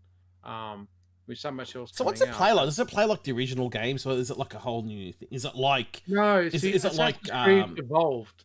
Assassin's Creed started as a in the shadows, running around, jumping, stabbing people. Yeah. This is like if I told you this is an open world game, kind of like I'm playing Ghost of Tsushima. Yeah. I keep saying this feels exactly like Odyssey. Same open world. Okay. Go off and go to this town. You want to go to your mission, but there's 30 things around you. Do that, right? It plays like Tsushima, and I keep saying these games are very similar. Okay, so that's interesting. Yeah, a bit of naval again. You can fast travel. You can sail the seas. You can do a few ship battles while you're cruising from island to island. But yeah, very very open world style sort of game. Lots of fun. So that's my number 2. I actually think they redeemed the franchise with that, and I think Valhalla is going to build on that again. But until I'm confident that that son of a bitch is running at 60 frames in 4K and not dipping to 30, I'll wait for the Digital Foundry analysis. I'm not picking it up. Yeah. Because I want that game. I want to see if it's as good as what Odyssey was. So Very that's good. my number 2. Thank you. Beautiful. Can we just go to the comments? We've got comments there. Yeah, go ahead. John Lombardo says, Daz, have you tried Hollow Knight? Right up there with Axiom Verge. Yes, I've played it a little bit. I haven't given it my full attention, but I do have it on my Switch. Peter Boy says, I'm still here, you sexy man boost. New Assassin's Creed has me moist, he says. John Lombardo also says Axiom Verge 2, delayed to 2021. That's fine, I can wait, as long as I know it's coming. Peter Boy says, now that I know that the Top Gear's a War one. Okay. Brilliant visuals, cool story, spent so many hours in multiplayer, it's not gonna it might be somewhat sad. And also back then there was no Xbox Live Party, so I made so many friendships and it spawned so many cool ideas. Cool. Fair enough. I will just echo one of those comments. Hollow Knight Dazzy, you seriously got to get on that shit because that game is phenomenal. Like It's an it's a Aussie game too. I can't remember, but it's a I'm dungeon pretty crawler. sure it's an Aussie dev. You die, you go back and collect your souls. Like it's that kind of style game, but it's like in a platformer. Hollow Knight. I thought it's like Metroidvania, like it's something like that, like Ori and the Blind Forest. That's what I always linked. I've always made it is, like but when you die, you got to go back and like that's got that permadeath thing in it, and like shit. Okay. But like it's like Dead Cells. That's why I stopped playing. A little Dead bit Cells. like Dead Cells. Like it plays like that, but it's just it's well done that you don't really notice. Some games you feel like you took 2 steps and you just got shagged and you got to die. You take more steps. Okay. So it's not as brutal on the death, but it's a bloody good game. Okay, I'll install it on the Switch then. I found it a little bit too hard for my liking, but maybe I just need to get good. Yeah. Get good, bro. Yeah. My to round out the number 2s, my number 2, no surprise here, No Man's Sky is my number 2. Yeah. Look, the game obviously came out, huge controversy, didn't deliver what people were hoping for. But I've never seen a game turn around its development as much as No Man's Sky. Pretty much 3+ years of updates for free. And the game, that's free. it's mind blowing. And the game is great. If the game was released in its state now, back in when it was released, it would have destroyed everything. It would have huge. Yeah. It's Same great. with Sea of Thieves, Look, I agree. There's a lot of games that fall into this category. I love it. I love the exploration. It's a chill game at times. You can make it more intense if you want to. But yeah, just a lot of fun. So that's my number 2. All right, we're down to the big ones. The number 1 games. No drum rolls. No drum rolls. There's the drum roll. Way to kill the atmosphere. Number 1. Do we have any? All right, here's for our number 1. Okay. All right, there we go. That was for Mark. Okay. All right. Well, who's going to go first? I'll go first, seeing that we've been going in order. Well, my number 1 was Bloodborne in the end, so. To be expected, I think. Yeah. Again, it was just that game. Like, when I finally finished it, it was like relief. It was like bricks went off my back. But then I was like, I was sad. I go, I want more. Yeah. I still wanted more. And so I thought, well, I'm just going to plus it now. So then I started again. And then DLC came out. Yes. What? You actually have to play a quarter of the game to get the DLC? I didn't like that. I did not like that. And it wasn't straightforward either. I actually had to get a guide to figure out how to get to the DLC. Now, that's to me, that's pretty stupid. It shouldn't have been like that. It should have been a tombstone or something in the, what's the area called again? I can't remember what it's called. When there's that central hub part. I just call it the graveyard. Yeah, it should have been there. That's what it should have been. No, but you had to like die or get killed. There was a part where you get to, I don't know if you remember, there was a part in the game where if you go to a certain area, like this demon or something comes from the sky and just crushes you. Yeah. It was around that area, and you had to be next to a certain tree. It's like, this was ridiculous. It was ridiculous. It's typical Bloodborne though, like, because that's the thing with that game as well. Like, there's certain things, even certain weapons that you can only get if you're at the right place at the right time, and you see or kill the right NPC. And if you don't do it at that time, you're shit out of luck. They're bad luck, stiff shit. But I got to the DLC part. Sounds like trying to buy toilet paper a few months ago. Exactly. So I got to the DLC part, rocking and rolling. I'm getting into it. Come across the first boss on the DLC, and I haven't been able to pass it ever since. Far out. Really? Okay. I can't do it for the life of me. I went back. I got my ass whipped again straight away. It's like, well, when you stop playing Bloodborne for a week or two, that's your muscle memory goes. It just goes with that game. You have to stay on that game. And anyway, so I tried, and then Greg Hansen, our friend up in the States, he goes, when you get there, ring the bell and I'll come and help you. We'll kill it. went in there. I died straight away at any end. So, and I couldn't get the bell. I can't get the bell again now. So, yeah, I've given up. I've conceded defeat. I've just accepted it, and I've just thought, no, well, that's it now. I love the game, but I think it's time to put it to bed. So that's my number one. There we go. Boosty, we'll get your number one. We'll go in order. Yeah, like I said, this may disappoint Pete. I am sorry. Gears of It War is gonna 3. well, look, the Gears of War franchise is massive, and I love it. Yeah. But it's not. I'll talk about my runners up, but that's one of them. But it wasn't like the first trilogy. I like what they're doing in the new one, but I didn't pick it. What I did pick though, I think it was yours, Dave. One of your other choices was actually Fallout 4. Oh, I'm actually a massive Fallout fan. From Fallout 3 to New Vegas, everything except 76. Although I do hear it's better with the Wastelanders, but Fallout 4, I made a lot of actual real life friends, and that game connected with me on many levels. But just I loved the missions. I loved going everywhere. I just loved the dialogue choices, the impacts, the decisions. Everything was just so well written, and yeah, sure, there were bugs, right? I mean, like, you don't go into that sort of game, with the amount of good that it gives you, you forgive those bugs. Oh yeah, for sure. Yeah, I can make lots of analogies to things in life where you do that. But it just ticked all the boxes for me. I love the whole Vault Boy. I love the whole world they created with the cartoons and the duck and cover, while the lava was burning. I loved all that sort of stuff. And yeah, just a big Fallout fan, and I'm really excited for like Fallout 5 when they do that.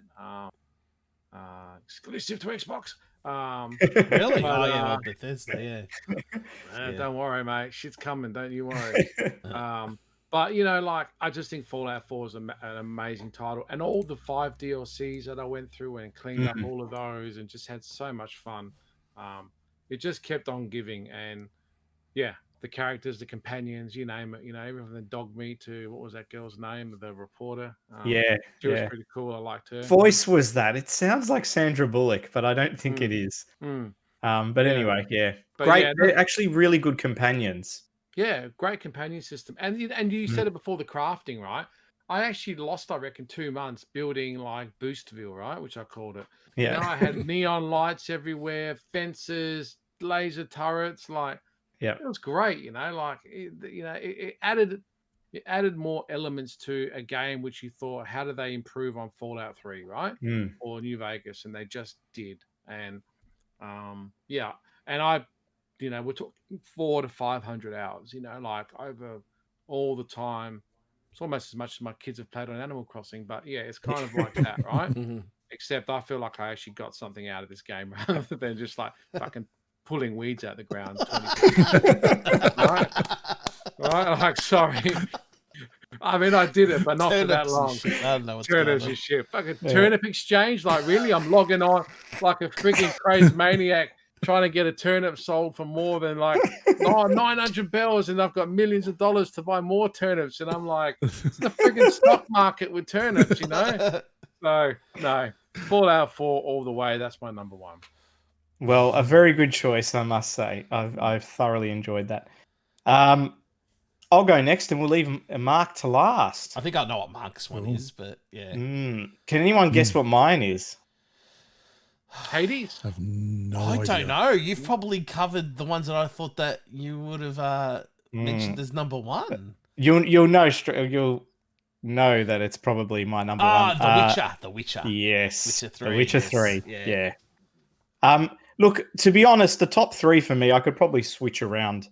But The Witcher 3, I absolutely loved for, I think, a lot of the reasons that maybe Boosty talked about in terms of Odyssey. I thought The Witcher 3's side quests were absolutely amazing. Some of them were awesome. And I love the adultness of the game, right? It's a game for adults. It's not a game for kids.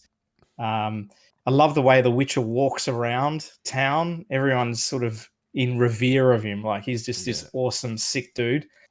And I just really got immersed in the world. The combat isn't great. There's no doubt about that. But the questing, and I'm not like sometimes quests can drag you down. I just found that game really engrossing. So for me, that is my number one. I will say it was probably my most disappointing finish to a game because I finished the game, but I got a bad ending. And in one way, that made it more memorable. In another way, I was ready to punch my monitor afterwards. But yeah, I just loved it.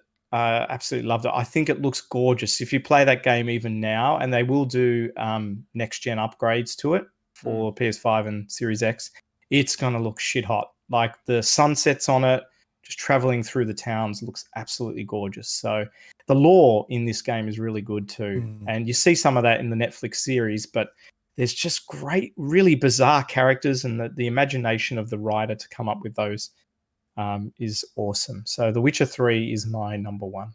Beautiful. Good choice. And Mr. Mark, round us out. Your number one. What do you Can I reckon it guess? is, Des? I reckon you like hunting for monsters. Yeah, it could be.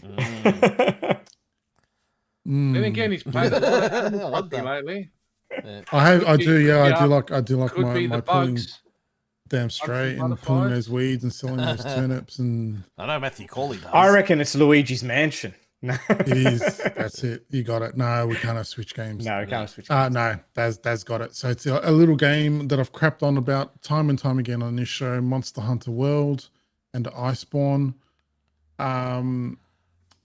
So it's funny because it's not the first game that I've played in the series. The first one was actually on the Wii U. Yep. And I fucking hated it. Oh wow! I absolutely hated it. I started the game up and it had, and I started playing it. And I was like, this is the most stupid dialogue I've ever seen in a game. And I took the game out and I quickly sold my copy and I said, nah, I'm done with it. And then they showed the reveal for World a few years ago now. And I was like, geez, I need to get onto that. That looks great. So you sort of kick yourself a bit now? You wish you actually played it? No, because it's the older games are not. Yeah, they're different. Same premise, but not as newbie friendly, I guess. Okay. And that's what has put a lot of people into World. Basically to kind of a quick summary, it's like take the bosses of Bloodborne or a Souls game, and that's all you're doing. There's no adventuring or anything like that. It is you go off on a hunt, you track the monster, and then you fight the monster. And it is Souls-like in a way in that you have to be patient. You can't be greedy. You got to take your time. You got to wear it down, because if you make a mistake, they will hit you, they will stun you, and you will sit there and you will watch them charge you, and then you will be dead. And that's where I think the adrenaline kick comes in. It will frustrate the shit out of you. Like I said earlier in the show, like I'm at the point at a moment where I'm literally at a brick wall. I can't knock through it. So I have to kind of, go off and then craft some different gear or something like that. And that's another thing I love about the game. The one box it ticks is another box that World of Warcraft ticks as well, in that the armor that you craft, you see it, it's reflected on your character. And that's one thing I love. And a lot of the armor pieces look cool as hell. Yeah. And so do the weapons and stuff like that. So you put that into the mix, and then you, like I said, you've basically got never-ending boss battles, and then that game just got me by the nuts and hasn't let go. And like I'm talking, I think I chalked up about 500 plus hours on the PS4, wow. And I'm looking at about 300 on PC at the moment as well. Jeez. And I'll probably start on the One X once I get my console too. I just love it, man. It's just so much fun. And the repetitions there. A lot like No Man's Sky, they've supported the game since it's come out. They've released lots of new monsters for free. There's paid DLC, but it's all cosmetic, so you can ignore it if that's not your thing. And yeah, now I'm looking forward to Monster Hunter Rise coming on Switch in March next year. So if you didn't sleep at all and you played that game for 24 hours, you've actually played for 33 plus days straight. yeah. Wow. And you know what's a scary thing, Boost, compared to a lot of other players? Those are rookie numbers. Shit. Like Crazy. seriously. They're like Wow. when you compare like my because it gives you hunter ranks and stuff like that, like experience, and some compared to some of the people that you see, like the highest rank is 999 and I'm not even a tenth of the way there. Wow, And then that's you got these guys that are just maxed out, and then when they released, like they just released the final monster for this game about a month ago called Fatalis, and you've got these guys that are maxed out hunter ranks and they're struggling against this kind of boss. So that just shows you like the kind of challenge that you're going to get. And then I look at that and I'm like, this guy's going to fucking eat me for breakfast over and over and over again. And I will willingly go into the light. So yeah, I just love it. And I like I said, I knew I would enjoy it. I just didn't expect to enjoy it as much as I have. Isn't it funny how like you describing that to other people, it sounds like it will get repetitive very quickly, Yeah, right? It does. Yeah. It But there's clearly something there that just Yeah. works, It's something like I reckon I clocked up close to 20 hours on it. I was really enjoying it, but then I found I wasn't going anywhere. That was just me personally. I got bored. I was really getting bored. It's the thing with that game. It's almost I kind of wish that there was an option where you could just play the game and not play the story, because I think the story kind of holds you back. Where it's weird. Like I can see why people would, and it is repetitious because you have to fight the monsters numerous times to be able to get enough parts to be able to craft the gear that you need to progress. So it is definitely repetitious, but that's kind of the charm of the game as well, because you'll fight the monster multiple times, but it's never the same fight twice. It will always be different because exactly right. It's just it adapts it's and different. Evolves. Yeah, spot on. I think And then they play release that game a little bit. They release harder versions of the monsters, so then there's that increased difficulty, and then they just there's difficulty upon difficulty, and then you get to a point where it's just like, geez, these things are hitting you one time and you see 3/4 of your life bar just disappear. So very good. I think they're all pretty good choices. Let's before we wrap up, do we want to have just a quick run around the table of special mentions? yes. Okay. Let's start with Mark. So what are your special mentions that didn't make your top 5? Yeah, the little game behind me called Killer Instinct. The reason I bought my Xbox One was for this game. Great game. Still holds up today. I was playing it the other day, remember? And wow. Exactly. I play it on PC. PC version's a little buggy at times, so I can't wait to get my Series X so I can fire that up again. I'm really looking forward to it. Another quick one is Guilty Gear. Xrd, whatever, Revelator, whatever it's called now. Fantastic fighting game. That's what it's. Fantastic fighting game. Can't wait for the sequel next year. And another one is again another fighting game like Daz mentioned, King of Fighters 14. Got a lot of shit when it was first announced because the visuals probably weren't as great as other games on the market, but it more than held its own. Oh yeah, brilliant. Cool. That's me. I'm sure there's others, but yeah. All right. Well, Guilty Gear was one of them as well. Absolutely love it. I really loved Trolls Fusion. I thought that was a great game. I had lots of fun with that. So much better than the later one. I come up with Rising. Fusion was just a better game.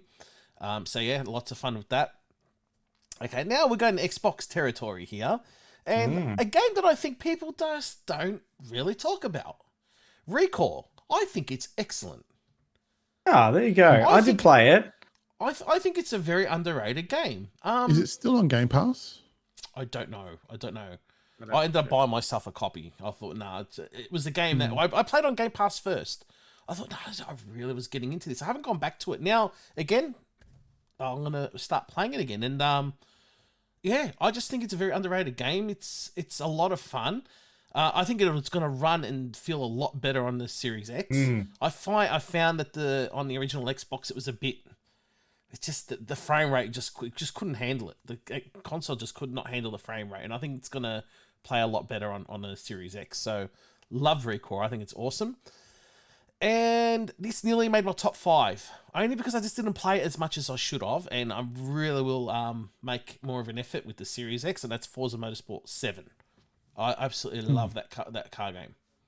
Really good. I think that's one thing that Microsoft know how to do, and that's a car game. Yeah, absolutely. I think Forza just destroys Gran Turismo series. The series as a whole too, because you've got the Forza, the main Forza game for the hardcore fans, and then for the arcade folk like me, you got Forza Horizon 4 and the others in the series that are just easy to pick up and play. That's the funny thing. See, I much prefer the motorsport versions than the Horizon. Yeah, I love the Horizons, but that's just me. Yeah.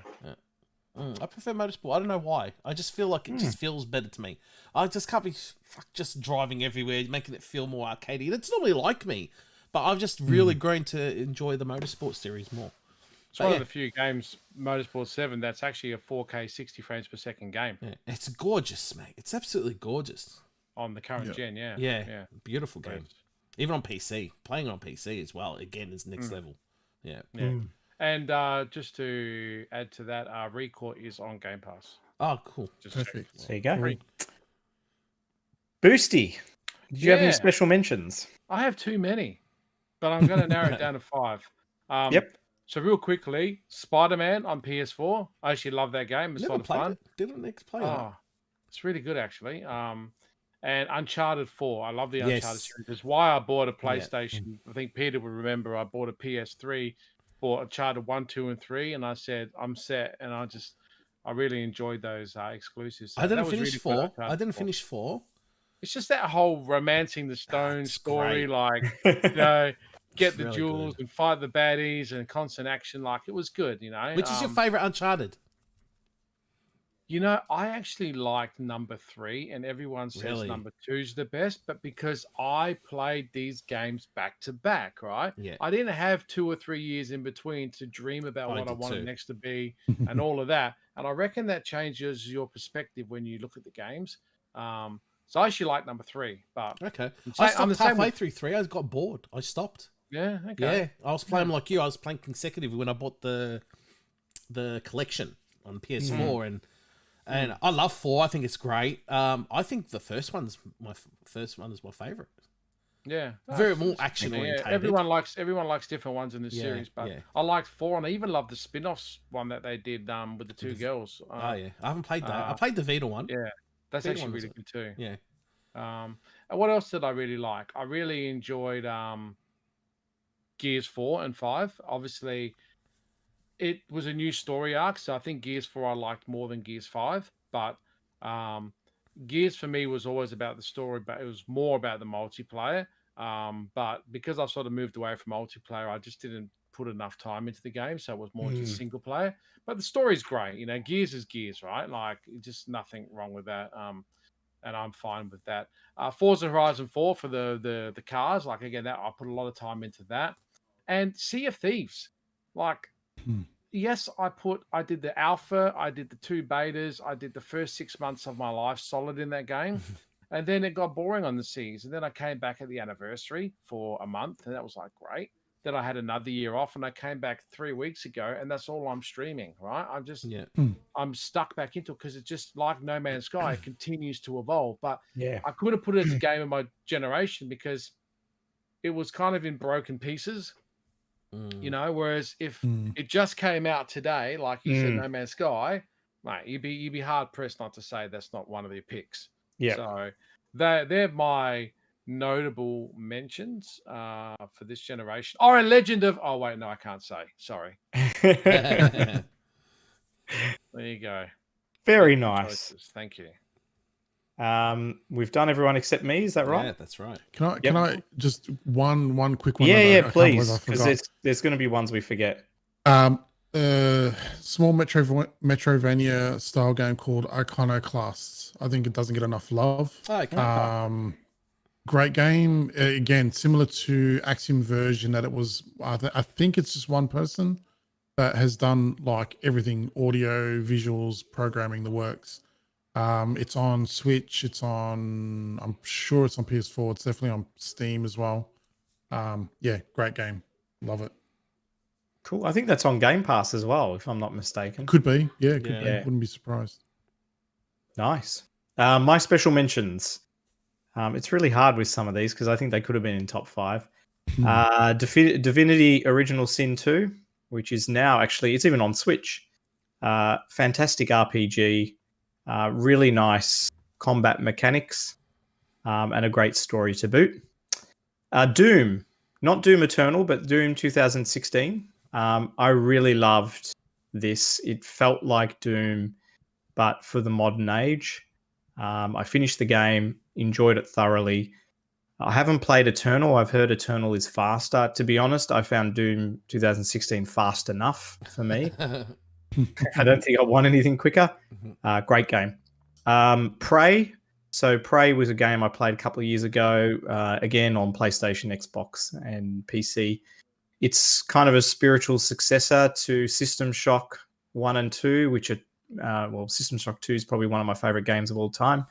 Really well executed, great atmosphere. Again, awesome game. 3 more. Subnautica. This was a really nice sort of discovery, crafty, on the water. The kind of game where it's a bit of a mystery when you start. It doesn't hold your hand too much. And just when you're about to get sort of lost, you'll do something. You might, find a piece of coral and suddenly that opens up a new capability and you're able to progress. And it's really well done. Great atmosphere. Excellent game. The last 2, these are going back a little bit. Middle-earth, Shadow of Mordor. So the first Middle-earth, I really liked the combat mechanics in that game, the Nemesis system. Fun game. And lastly, Titanfall 2. Very good single-player campaign. Some really great mechanics. Even the time traveling mechanic was just amazing. So seeing a level and then it would flip to the future or the past, and you'd see the same environment but in a totally different state. I just thought it was great. I feel so sorry for Titanfall. Yeah, what was the situation? I can't recall. It must have come out at a bad time or something. People hated on the first Titanfall because it was Xbox exclusive, and they then also hated on it because it was multiplayer only. That's right. And that was at that time where people were still, it's only online, it's only multiplayer, like it was the dirty word. But it was a bloody great shoot, and I had so much fun with my mates playing it. Then that Titanfall 2 come out. Everyone wanted a campaign. They wanted a multi-plat. They did it all, and everyone's like, who cares? Yeah. Right? And it was had any interest, but it was all done really well. But it was bloody amazing. Didn't it go up against Battlefield or something like that as well? Maybe. Didn't it come out around the same time? That's right. That was another example of victim. EA doing side by side. It's like I started playing a little bit of it too, and I'm like, wow, this is awesome. Yeah, I remember it's really good. saying you liked it. Yeah. Sorry, I'm going to mention one more. Tomb Raider, the reboot. Now, I know that it's kind of moved into a bit more of an Uncharted type game, but really well done. And Rise of the Tomb Raider as well was excellent. I haven't played Shadow much. I don't think it's as good, but great to see the series sort of evolve. Yeah. Watch Lara go from innocent schoolgirl to murderous killer within about 3 hours. Some really good cinematic scenes in that as well. So it did feel like the Xbox's version of Uncharted. And again, a lot of people were salty that it was exclusive for a while. Yeah. But it worked, it was a great experience, I remember going and playing that at EB Expo, and going into the Microsoft booth, which was actually all decked out like you were inside a dungeon, like a Yep. cave underwater. Mhm. You know, stuff everywhere, fluoro lights. Like, I love the booth setups. Man, I'm so jacked I missed PAX this year. Bloody COVID.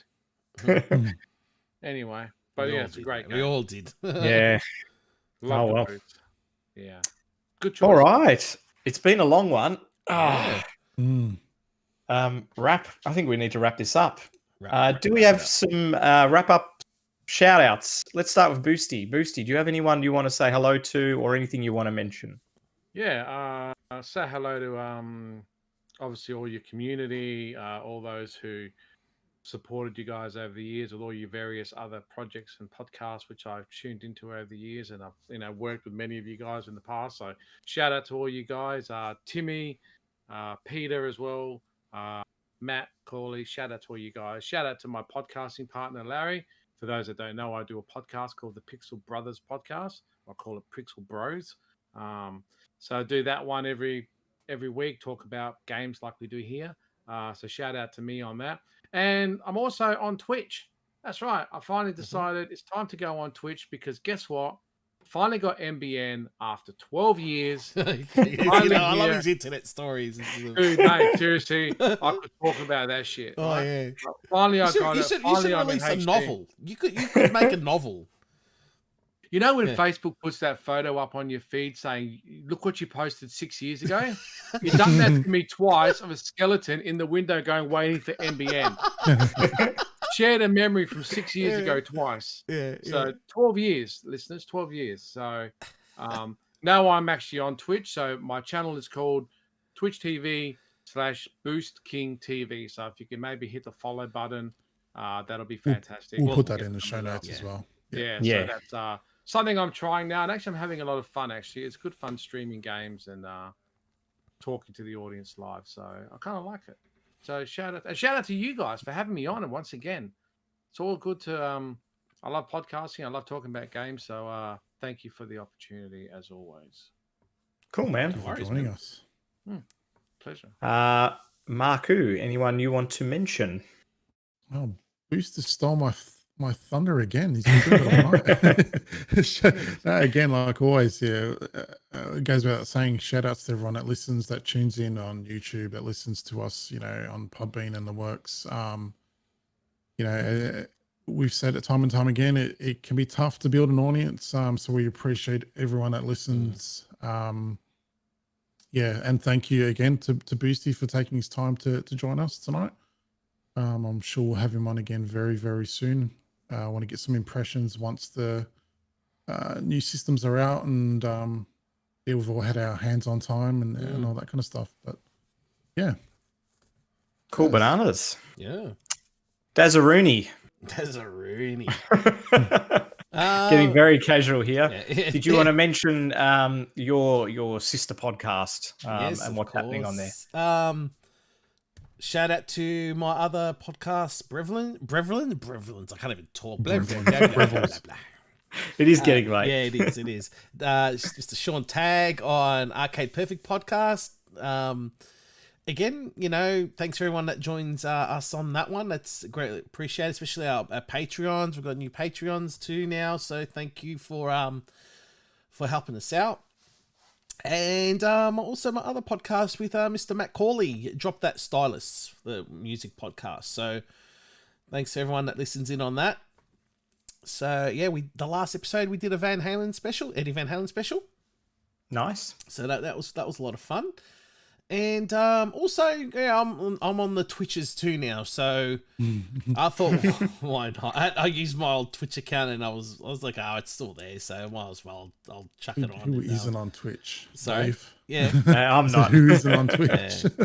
But no, it's lots of fun. Yeah, you're right, Boost. It's a lot of fun, and I just do retro games. So, what else am I going to play? Because that's what I like to do. So.